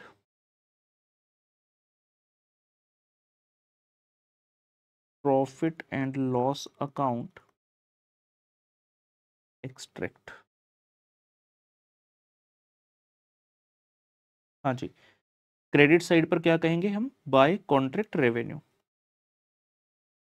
आपका पहले साल का बनाने के लिए उसने बोला तो फर्स्ट ईयर का बनाना है। कितना रेवेन्यू बुक किया था हमने? 3,60,000। और खर्चा कितना बोला उसने? 3,90,000। To contract cost 3,90,000। अब देखो यहां से साफ साफ नजर आ रहा है कि आपका नेट लॉस तो 30,000 का है बाय नेट लॉस, लेकिन हमें पता है कि हमने एक प्रोविजन फॉर लॉस भी बनाना है जो कि फ्यूचर लॉस के लिए। To provision for loss 20,000। ऐसा करते हुए आपका यहाँ आएगा जी बाय नेट लॉस कितना? टोटल 50,000। तो जो एक्सपेक्टेड लॉस है कुल मिलाकर वो वाला लॉस जो है आपका यहाँ पर आएगा। और एक्सट्रैक्ट था, डबल लाइन लगाकर इसको खत्म कर देंगे जी। वेरी इंपॉर्टेंट, कंप्लीट कीजिए।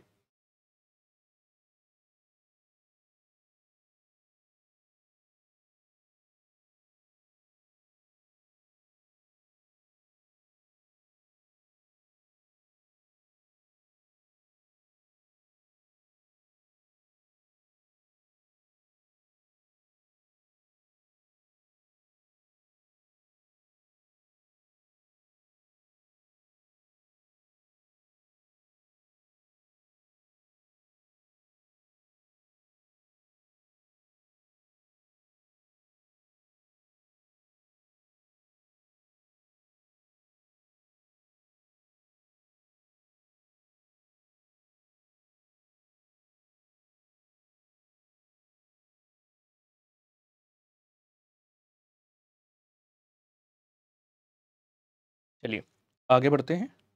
अरे जाम हो गया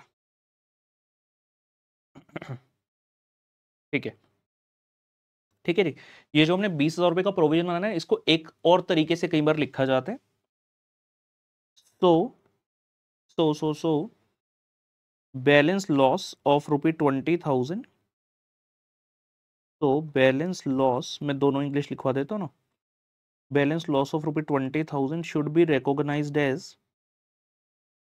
B recognized as expense immediately।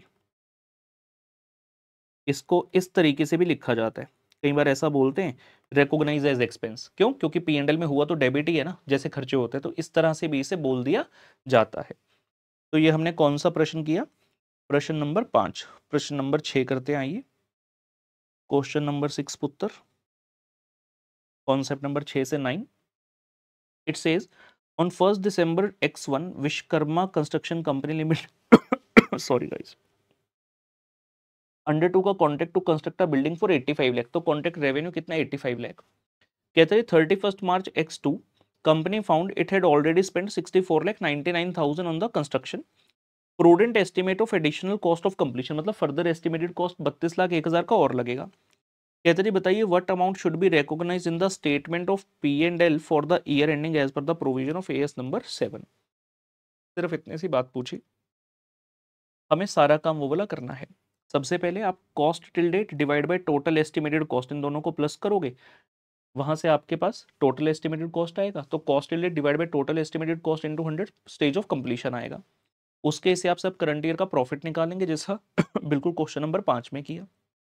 और उसके बाद आप इन दोनों को कंबाइन तो किए, 6499 और 32,01,000, तो टोटल कॉस्ट आ गया। कंपेयर करोगे टोटल रेवेन्यू के साथ, अगर cost is greater then revenue है तो आपका जो लॉस है वो सारे का सारा आपको बुक करना होगा, जिसमें से करंट ईयर का लॉस माइनस करते हुए जो बैलेंस आ जाएगा आपको कि इतना लॉस आप और खर्चे के तौर पर अभी के अभी बुक कर दीजिए।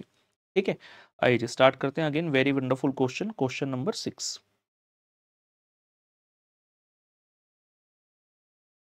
क्वेश्चन नंबर 6 का आंसर जी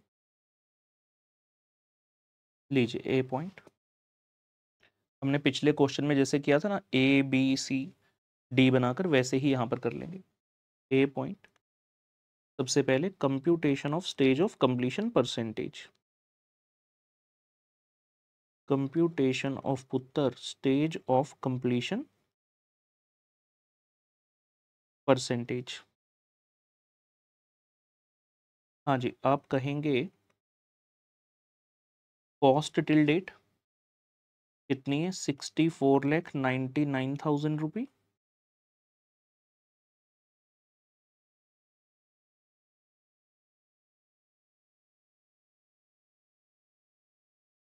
फर्दर एस्टिमेटेड कॉस्ट उसने बोला जी 32,01,000 रुपये।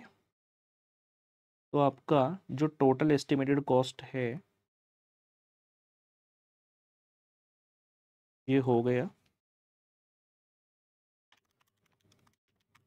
97 लाख रुपी। तो stage of completion percentage is equal to cost till date which is 64,99,000 उत्तर डिवाइड बाय 97 लाख इंटू 100।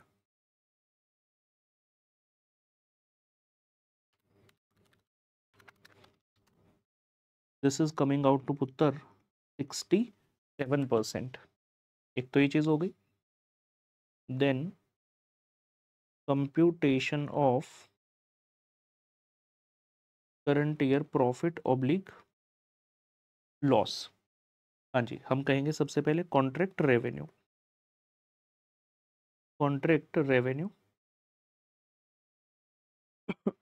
हाँ जी, कितने रुपए का है, 85 लाख रेवेन्यू है आपका। टोटल 85 लाख, उस 85 लाख में से हमें 67% ही करंट ईयर में बुक करना है। याद सुनिएगा ध्यान से, कई बार ना क्वेश्चन अलग से एक पार्ट बनाकर पूछ लेते हैं, what amount should be charged as revenue in the current year. तो this is the amount of revenue being charge for the current year. 85 lakh into 67% जी 56,95,000।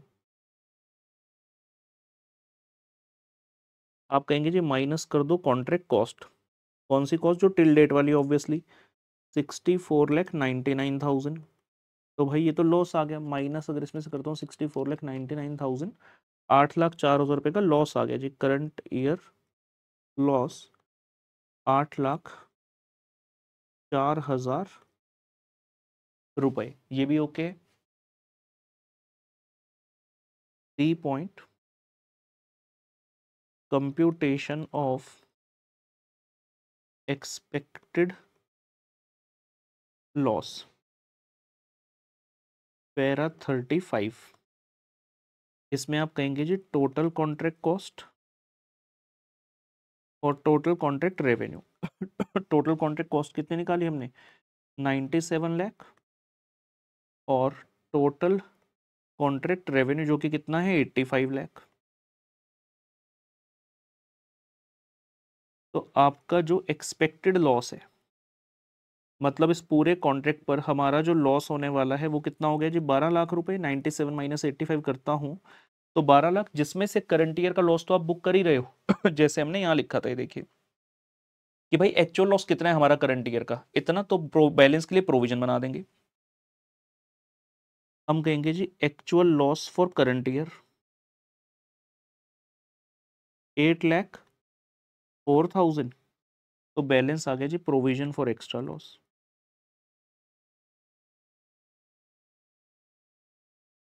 कितना बन गया? 3,96,000 आ जाएगा जी। 6,96,000। तो उसने पूछा तो what amount should be recognise in the statement of P and L. तो टोटल 12 लाख का लॉस आपका जाएगा, जिसमें से करंट ईयर का एक्चुअल लॉस और बाकी के लिए आपको प्रोविजन बनाना पड़ेगा।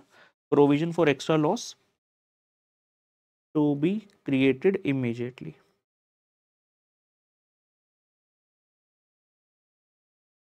ये लीजिए जी, कंप्लीट करें।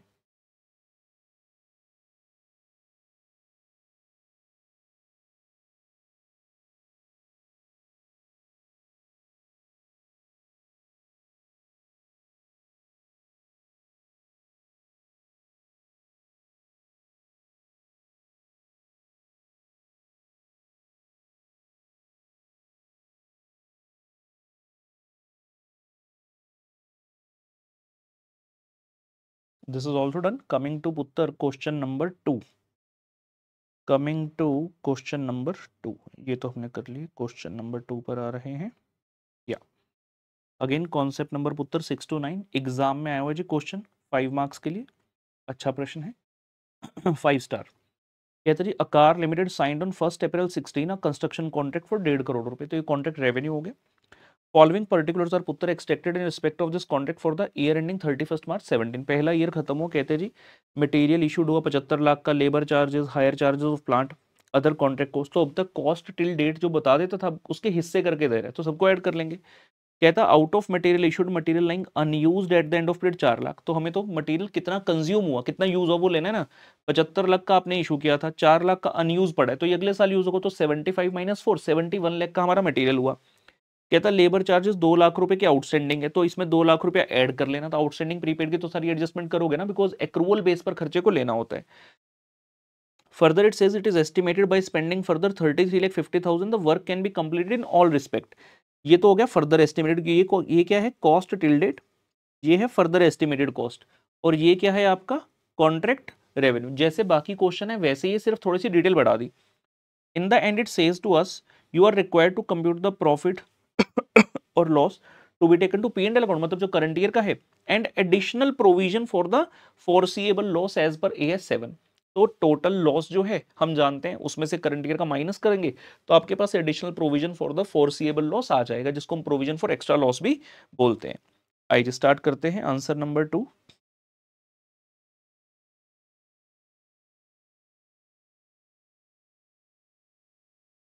आंसर नंबर 2 पुत्र। इसमें स्टेज ऑफ कंप्लीशन से पहले क्या करेंगे? Computation of cost till date.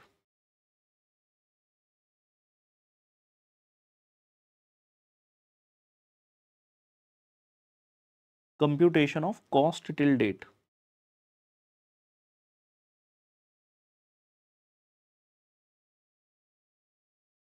Particulars, computation और अमाउंट। हाँ जी, सबसे पहले क्या है आपके पास? हमें क्या चाहिए जी? Material consumed. कंज्यूम्ड लिखो या यूज लिखो, दोनों में से एक इंग्लिश जरूर लिख दो। कैसे आ जाएगा मटेरियल कंज्यूम्ड? आपने 75 लाख का इशू किया, जिसमें से 4 लाख का अनयूज्ड है, तो नेट कितना हो गया? 71 लाख। लेबर की बात करें, क्वेश्चन कहते हैं 36 लाख का पे किया, 2 लाख का आउटस्टैंडिंग है। तो 36 लाख प्लस पुत्र 2 लाख, कितना हो गया जी? 38 लाख। उसके अलावा higher charges of plant 10 lakh.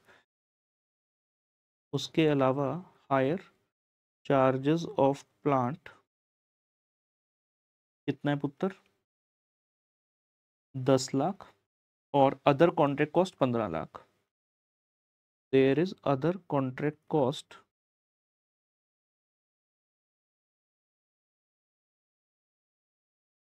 15 lakh जी। टोटल कर लो इसका। इसका टोटल करो 71 प्लस 38 प्लस 10 प्लस 15 जी, 134 लाख।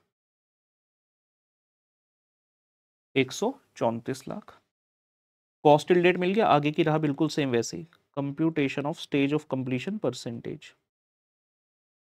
कंप्यूटेशन ऑफ उत्तर stage of completion percentage. Cost till date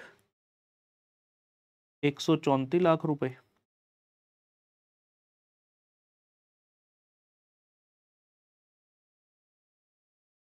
further estimated cost,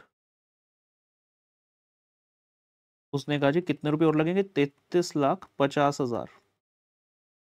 तो your total estimated cost becomes, इन दोनों को प्लस कर लीजिए, टोटल एस्टिमेटेड कॉस्ट पुत्र 1,67,50,000 रुपी, 1,67,50,000 रुपी। और यहाँ से आप निकाल लेंगे अपना stage of completion percentage, stage of completion percentage जी। कॉस्ट टिल डेट 1,34,00,000 उत्तर डिवाइड बाय 1,67,50,000 मल्टीप्लाई बाय 100। ये आ गया जी 80%। तो आपका 80% काम कंप्लीट है।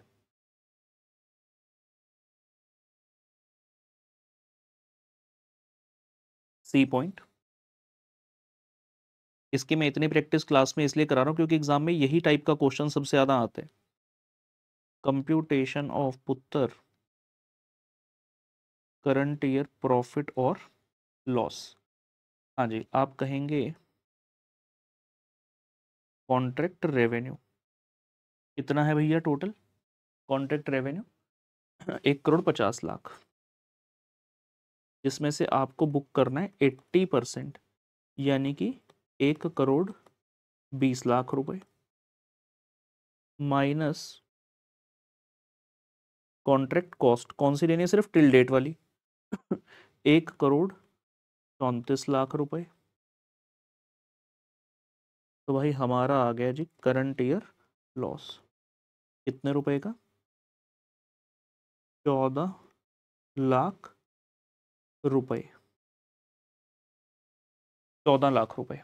ये आपका करंट ईयर का लॉस आ गया। ये तो जाएगा ही जाएगा पी एंड एल में, ऑब्वियस सी बात है। क्वेश्चन ने आपसे स्पेशल एक चीज पूछी, additional provision for foreseeable loss.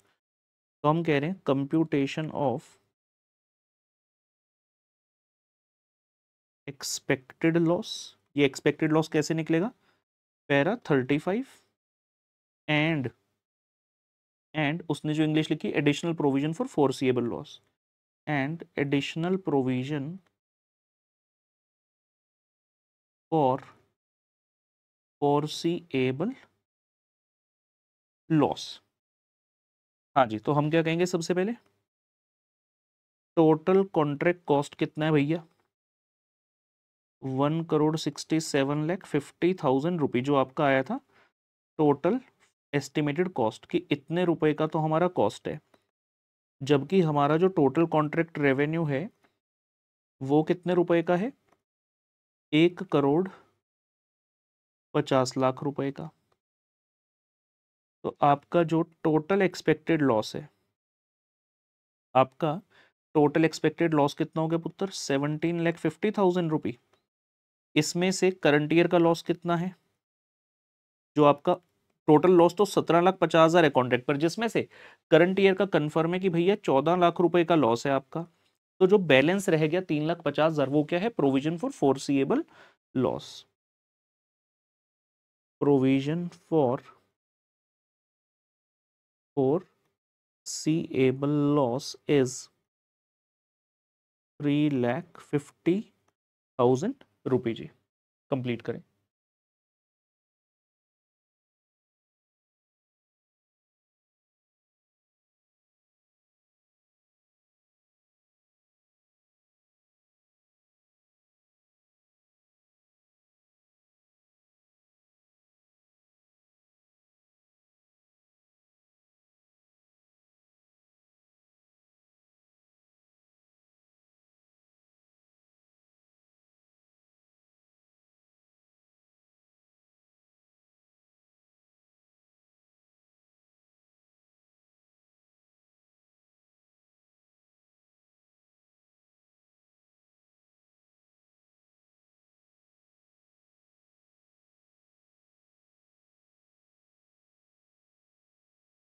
ठीक है, चलिए ये भी हो गया। अब बस बड़ी ही अनइम्पॉर्टेंट सी बातें रह गई, वो कर लेते हैं। आपको याद है मैंने एक कहा था final outcome of contract can't be measured reliably, में बाद में लिखाऊंगा, तो उस पर आ जाइए। Concept number 10, concept number 10, concept number 10, contract revenue and costs if final outcome of contract if final outcome of contract can't be measured reliably,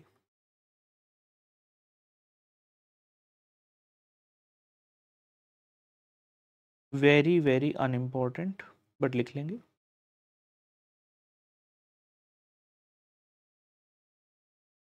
contract revenue and cost if final outcome of contract can't be measured reliably ji,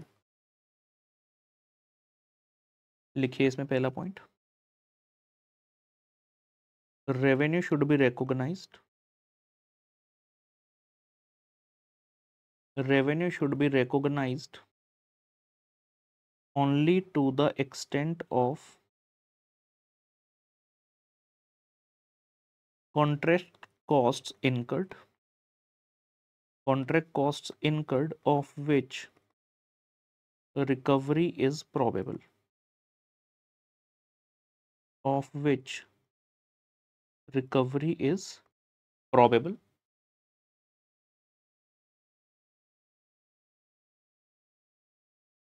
contract costs should be recognized as an expense, contract costs should be recognized as an expense in the period in which they are incurred,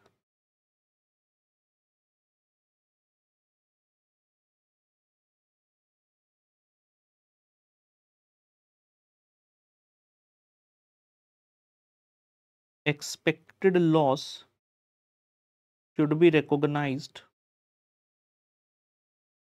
as per para 35 immediately। लिख लीजिए इसे एक बार। हाँ जी, ये क्या concept है, कहता final outcome can't be measured reliably. Final outcome can't be measured reliably का मतलब आपको क्लियरली नहीं पता चल पा रहा कि इसकी कॉस्ट एक्सेट्रा कितनी होंगी, आपको नहीं पता चल पा रहा कि आप इस पर प्रॉफिट कमाओगे कि लॉस कमाओगे।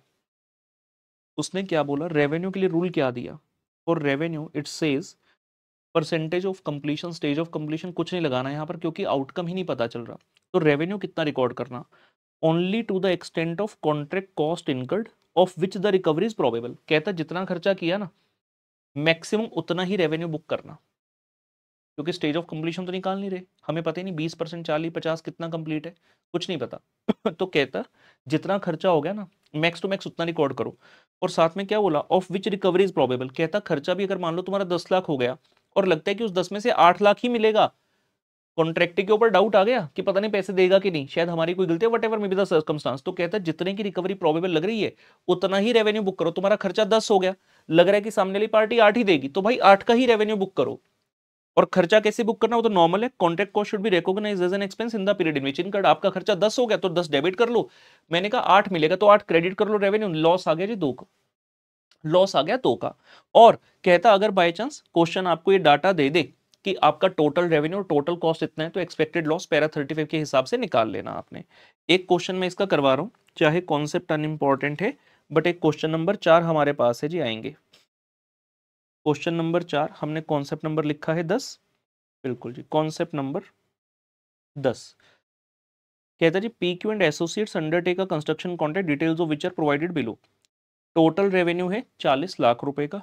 टोटल कॉन्ट्रैक्ट वैल्यू मतलब टोटल कॉन्ट्रैक्ट रेवेन्यू 40 लाख है। कहता जी कॉस्ट इनकर्ड टिल डेट है 3 लाख की और एस्टिमेटेड फ्यूचर कॉस्ट है 30 लाख की। तो टोटल एस्टिमेटेड कॉस्ट कितनी लग रही है 33 लाख की और रेवेन्यू 40 लाख का। क्या लॉस आ रहा है पैरा 35 के हिसाब से? नहीं, यहाँ तो प्रॉफिट बन रहा है हमारा, तो पैरा 35 एप्लीकेबल नहीं होगा। कहता काम आपने कंप्लीट किया 10%, work has started some time ago and there is an uncertainty with respect to outcome of the contract due to expected changes in the regulations। इसका मतलब यही हो गया कि आपका जो कॉन्ट्रैक्ट है जो हमने कॉन्सेप्ट लिखा कि इसका फाइनल आउटकम अभी रिलायबली मेजर नहीं किया जा सकता क्योंकि सरकार के रूल्स रेगुलेशन बदल सकते हैं। कहता लेकिन जो कॉन्ट्रैक्टर है वो सर्टेन है, it would be able to recover the cost incurred. लेकिन कहता जो खर्चा हमने किया ना इतना तो हम रिकवर कर ही लेंगे। मैंने आपको क्या सिखाया, अगर फाइनल आउटकम नहीं रिलायबली मेजर होगा तो आपने कितना रेवेन्यू बुक करना, देखने से लग रहा है 10%, 40 लाख का 10% बुक कर डालो, 4 लाख नहीं करना। कितना करना है, मैक्सिमम 3 लाख।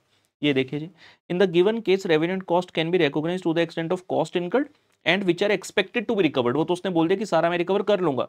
तो रेवेन्यू कितना होगा, 3 लाख, खर्चा भी कितना है 3 लाख, तो प्रॉफिट आपका कितना होगा, नील होगा जी। कहता बाय चांस जिस अनसर्टेनिटी की वजह से आपको लगा कि चेंज इन रेगुलेशन होगा, अगर कहते हैं जो अनसर्टेनिटी है जिसकी वजह से आउटकम ऑफ द कॉन्ट्रैक्ट अभी रिलायबली नहीं बना पा रहे थे, अगर वो सीज टू एग्जिस्ट हो जाता है, मतलब वो अनसर्टेनिटी अगर खत्म हो जाती है, फिर तो आपका आउटकम रिलायबली मेजर हो सकता है। तो उस केस में फिर से आप रेवेन्यू और खर्चों को as per percentage completion method अपना बुक करना स्टार्ट कर देना। लेकिन जब तक अनसर्टेनिटी चलेगी तब तक आपको इसी तरह से करना पड़ेगा। ठीक है, एक चीज और करवा रहा हूं आपको, एक छोटी सी चीज और करवानी है, ज्यादा ऐसा सच इंपॉर्टेंट नहीं है, फिर भी करवानी है। एक कॉन्सेप्ट नंबर 11 लिखेंगे जी लास्ट। कॉन्सेप्ट नंबर 11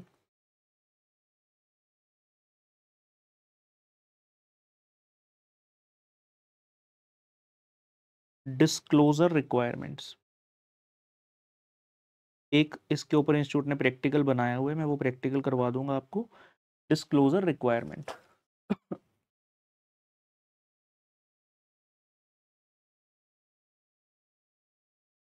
आपको क्या क्या चीजें डिस्क्लोज करनी होती हैं एज पर AS7, वो लिखवा रहा हूं।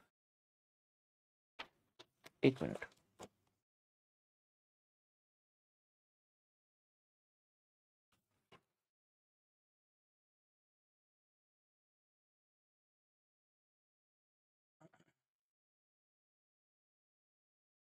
लिखिए जी, contract revenue,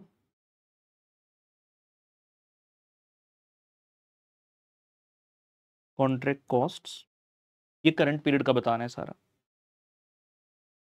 profit oblique loss on contract, ये सब सिर्फ करंट ईयर की बातें हैं।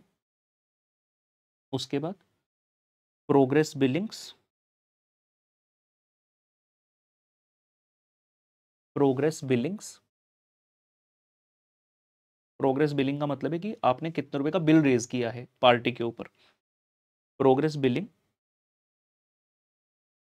लिखिए ब्रैकेट में, amount build for work performed, कितने रुपए की आपने बिलिंग करी है, amount build for work performed, comma received और नॉट, पैसा आया या नहीं आया उसकी बात नहीं कर रहे, आपने बिलिंग कितने की कर दी वो बात कर रहे हैं। रिटेंशंस, रिटेंशन का मतलब है कि पार्टी ने कितना पैसा अभी तक मेरे को नहीं दिया, लिख लेंगे रिटेंशन में। Amount of billing not yet received, कितना पैसा पार्टी ने अभी नहीं दिया। मान लो जी मैंने बिल रेज कर दिया 60 लाख का, पार्टी ने मुझे 50 लाख ही दिए, तो रिटेंशन कितना कर लिया उसने, 10 लाख का। अगर कोई एडवांस आया वो बता देना। एडवांस का मतलब amount received, amount received before the performance of work, amount received before the performance of work. Party ने, आपने 60 लाख का बिल किया था, पार्टी ने 70 लाख दे दी, 10 लाख का एक्स्ट्रा दे दिया मेरे को, क्या तो कोई ना राहुल जी, काम तो आप करोगे ही, 10 लाख रख लो 1 लाख से, तो वो हो गया एडवांस। और लास्ट है जी gross amount due from oblique due to customers.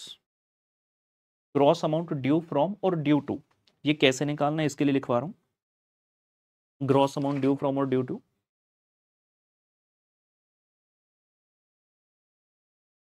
Contract cost incurred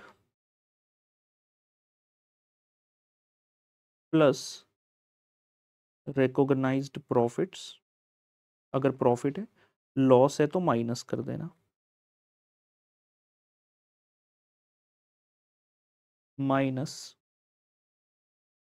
progress Billings.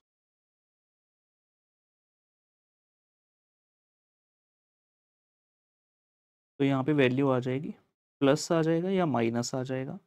अगर प्लस आया तो इसका मतलब है ड्यू फ्रॉम कस्टमर है, और अगर माइनस आया तो ड्यू टू कस्टमर है। मैं क्वेश्चन में समझाऊंगा जब फिगर्स मेरे पास होंगी, क्वेश्चन में फिगर्स होंगी ना, वहीं से सिखा दूंगा आपको, भी सिर्फ लिख लीजिए इसे।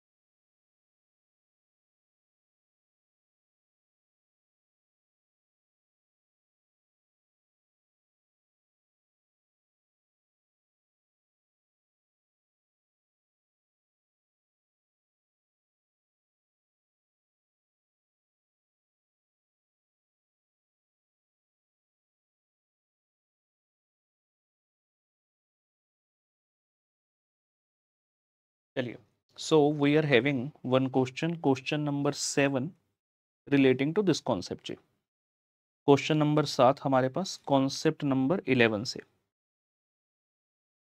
अ firm of contractors obtained a contract for the construction of bridge across the river Revati. ठीक है जी, इस रिवर पर ब्रिज बनाना था। वो following details are available in the records kept for the year. Firm seeks your advice and assistance in the presentation of accounts keeping in view the requirement of AS7। Presentation मतलब disclosure की बात है। सारी figures रुपये इन लैख हैं। Question आपको बता दीजिए, टोटल कॉन्ट्रैक्ट प्राइस 1000 लाख का है। Work certified, work not certified. मैंने क्या कहा था, अगर क्वेश्चन कॉस्ट टिल डेट ना दे तो इन दोनों को ऐड कर लेना। फर्दर एस्टिमेटेड कॉस्ट बता दी। प्रोग्रेस पेमेंट रिसीव होगी 400 की, और रिसीव होनी है 140। रिसीव हुई चाहे नहीं हुई, टोटल कितना है 540। इसका मतलब प्रोग्रेस बिलिंग कितनी है जी आपकी, 540 लाख की। ठीक है, तो आपको ये सभी चीज़ें जो कि हमने अभी भी सीखी हैं, ये सारी यहाँ पर डिस्क्लोज करनी है। एडवांस तो कोई है नहीं, तो एक एक करते हुए सारी चीज़ें लिख देंगे। आइए जी, आंसर नंबर 7। आंसर नंबर 7 पुत्र,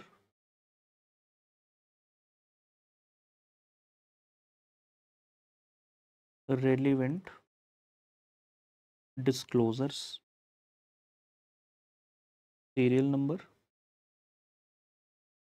particulars and amount in rupee lakhs. क्या क्या चीज़ें बतानी है, एक एक करके सबकी लिस्ट बना दो जी। सबसे पहले contract revenue, B point. Contract costs, C क्या था जी आपका, profit oblique loss. Contract profit oblique loss. उसके बाद था प्रोग्रेस बिलिंग्स। उसके बाद था पुत्र ई पॉइंट रिटेंशंस, और था ग्रॉस अमाउंट ड्यू। फ्रॉम आएगा या टू आएगा वो हम बाद में देख लेंगे, कस्टमर्स। और यहाँ पर 2 लाइन लगाकर इसको खत्म करेंगे। ये काम कर रहे हैं। अब इसके लिए हमें कुछ नोट्स बनाने पड़ेंगे, तो जो जो इसके लिए नोट होगा यहाँ पर ब्रैकेट में आकर लिख देंगे। कॉन्ट्रैक्ट रेवेन्यू करंट ईयर का कैसे पता चलता है, हमें पता है स्टेज ऑफ कंप्लीशन परसेंटेज आपको निकालना पड़ता है। वहां से आपको पता चलेगा कि कितना रेवेन्यू टोटल, जैसे उनका 1000 लाख रुपए का रेवेन्यू है, तो 1000 लाख में से कितना परसेंट आएगा, उसके लिए पहले स्टेज ऑफ कंप्लीशन निकालना पड़ेगा आपको। हेडिंग लिख दीजिए नोट्स। सबसे पहला है स्टेज ऑफ कंप्लीशन परसेंटेज। सबसे पहला है जी नोट आपका, स्टेज ऑफ कंप्लीशन परसेंटेज। हम कह रहे हैं आपको इसमें क्या चाहिए जी, एक तो चाहिए कॉस्ट टिल डेट, एक हमें चाहिए इसमें कॉस्ट टिल डेट। अब मजे की बात यह है कि कॉस्ट टिल डेट के अंदर क्वेश्चन ने आपको वर्क सर्टिफाइड और अनसर्टिफाइड के माध्यम से बताया है। तो आप कहेंगे जी वर्क सर्टिफाइड कितने का है, 500 लाख का। प्लस वर्क अनसर्टिफाइड 105 लाख का, तो टोटल हो गया जी 605 लाख। और फर्दर एस्टिमेटेड कॉस्ट जो है आपकी, उसने बोला जी 495 लाख। तो टोटल एस्टिमेटेड कॉस्ट जो है ये हो गई 6 और 4 10 और 1 1100 लाख रुपए। स्टेज ऑफ कंप्लीशन परसेंटेज आ गया पुत्र 605 lakh divide by 1100 lakh into 100। L भी पुत्र 605 लाख बटे 1100 लाख इंटू 100 जी, ये आ गया पुत्र 55%। 55%। So I can now find out contract revenue for current year. Contract revenue to be recognized is equal to आपका टोटल कॉन्ट्रैक्ट में 1000 लाख, उसमें से आप 55% यानी कि 550 लाख बुक कर सकते हो। तो यहाँ पर कॉन्ट्रैक्ट रेवेन्यू के सामने आ जाएगा जी 550, और यहाँ पर मैं क्या लिख दूंगा, नोट नंबर 2। नोट 2 से मैंने निकाला कॉन्ट्रैक्ट कॉस्ट, करंट ईयर की कॉस्ट मैं नोट नंबर 3 से निकाल देता हूँ। वैसे तो हमने यहाँ पर निकाली है, लेकिन फिर अच्छे से यहाँ पर निकाल देते हैं जी। कॉन्ट्रैक्ट कॉस्ट इसमें आपके पास क्या चीज़ है, वर्क सर्टिफाइड 500 लाख प्लस पुत्र work uncertified how much, 105 lakh जी। टोटल हो गया पुत्र 605 लाख। ये क्या आ गया जी, कॉन्ट्रैक्ट कॉस्ट 605 लाख रुपए।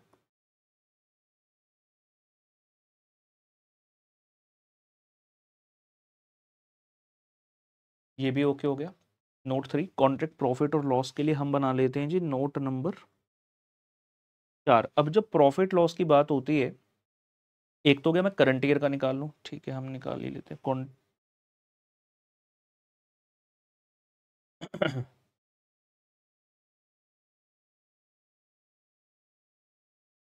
Current year profit oblique loss and expected loss, जो कि कैसे निकलते हैं जी, पैरा 35 के हिसाब से। करंट ईयर की बात कर रहा हूँ सिर्फ पहले। तो हम कह रहे हैं जी करंट ईयर का रेवेन्यू कितना है, हमने लिखा ना पॉइंट नंबर 2 में 550 लाख का, माइनस करंट ईयर की cost, basically cost till date कितनी है जी, आपकी 605 लाख। तो ये आ गया आपका करंट ईयर का लॉस कितना, 55 लाख। 55 लाख आ गया लॉस आपका। लेकिन ये तो करंट ईयर का आया, हमें पता है कि अगर एक्सपेक्टेड लॉस नाम की चीज़ है तो मुझे करंट ईयर के साथ साथ जो एडिशनल प्रोविजन बनती है वो दोनों मिलाकर मुझे P&L में दिखानी होगी। तो हम क्या कहेंगे, एक्सपेक्टेड लॉस निकालने के लिए इसको रख देते हैं जी ए, यहाँ पर लेते हैं जी टोटल रेवेन्यू वाली डिटेल। आपका जो टोटल कॉन्ट्रैक्ट रेवेन्यू है कितने रुपए का है जी, 1000 लाख का। आपकी जो टोटल कॉन्ट्रैक्ट कॉस्ट है, टोटल कॉन्ट्रैक्ट कॉस्ट हमने निकाली ना यहाँ पर टोटल कॉन्ट्रैक्ट कॉस्ट ये 1100 लाख की है। तो आपका जो एक्सपेक्टेड लॉस है कितने का है, 100 लाख रुपए का। करंट ईयर तो उसमें से 55 लाख का ऑलरेडी है। तो एडिशनल प्रोविजन कितना, 100 लाख टोटल है जिसमें से 55 का है करंट ईयर का, तो 45 लाख का एडिशनल, मतलब कुल मिलाकर तो आपको 100 लाख का प्रोविजन बनाना है ना, 100 लाख का P&L में जाएगा लॉस। तो यहाँ पर लिखेंगे जी 100। नोट नंबर 4 से हमने निकाला 100। उसके बाद है जी डी, नोट नंबर 4 लिख दिए, ठीक है। डी पॉइंट के ब्रैकेट में नोट नंबर 5,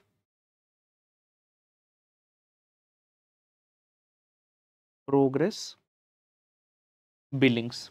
उसने बताया जी इसमें 2 पॉइंट हैं, प्रोग्रेस पेमेंट रिसीव्ड और yet to be received.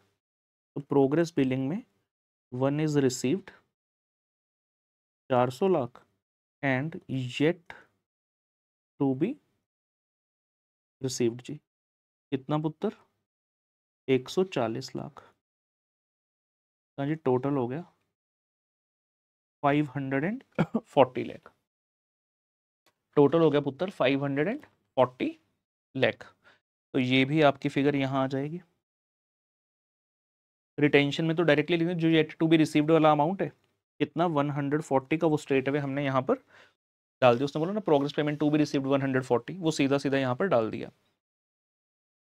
Last में आ रहा है जी नोट नंबर 6 बनाएंगे क्रॉस अमाउंट ड्यू वाले के लिए। Note number 6 gross amount due from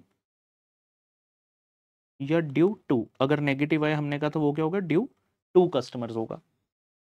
हाँ जी, तो आपकी जो हमने क्या फॉर्मूला बनाया था ये देखिए, मैंने कहा था कॉन्ट्रैक्ट कॉस्ट जो इनकर्ड है उसमें प्लस कर लेना प्रॉफिट, लॉस होगा तो माइनस, और माइनस प्रोग्रेस बिलिंग। ये देखते हैं, तो हम कह रहे हैं जी कॉन्ट्रैक्ट कॉस्ट इनकर्ड,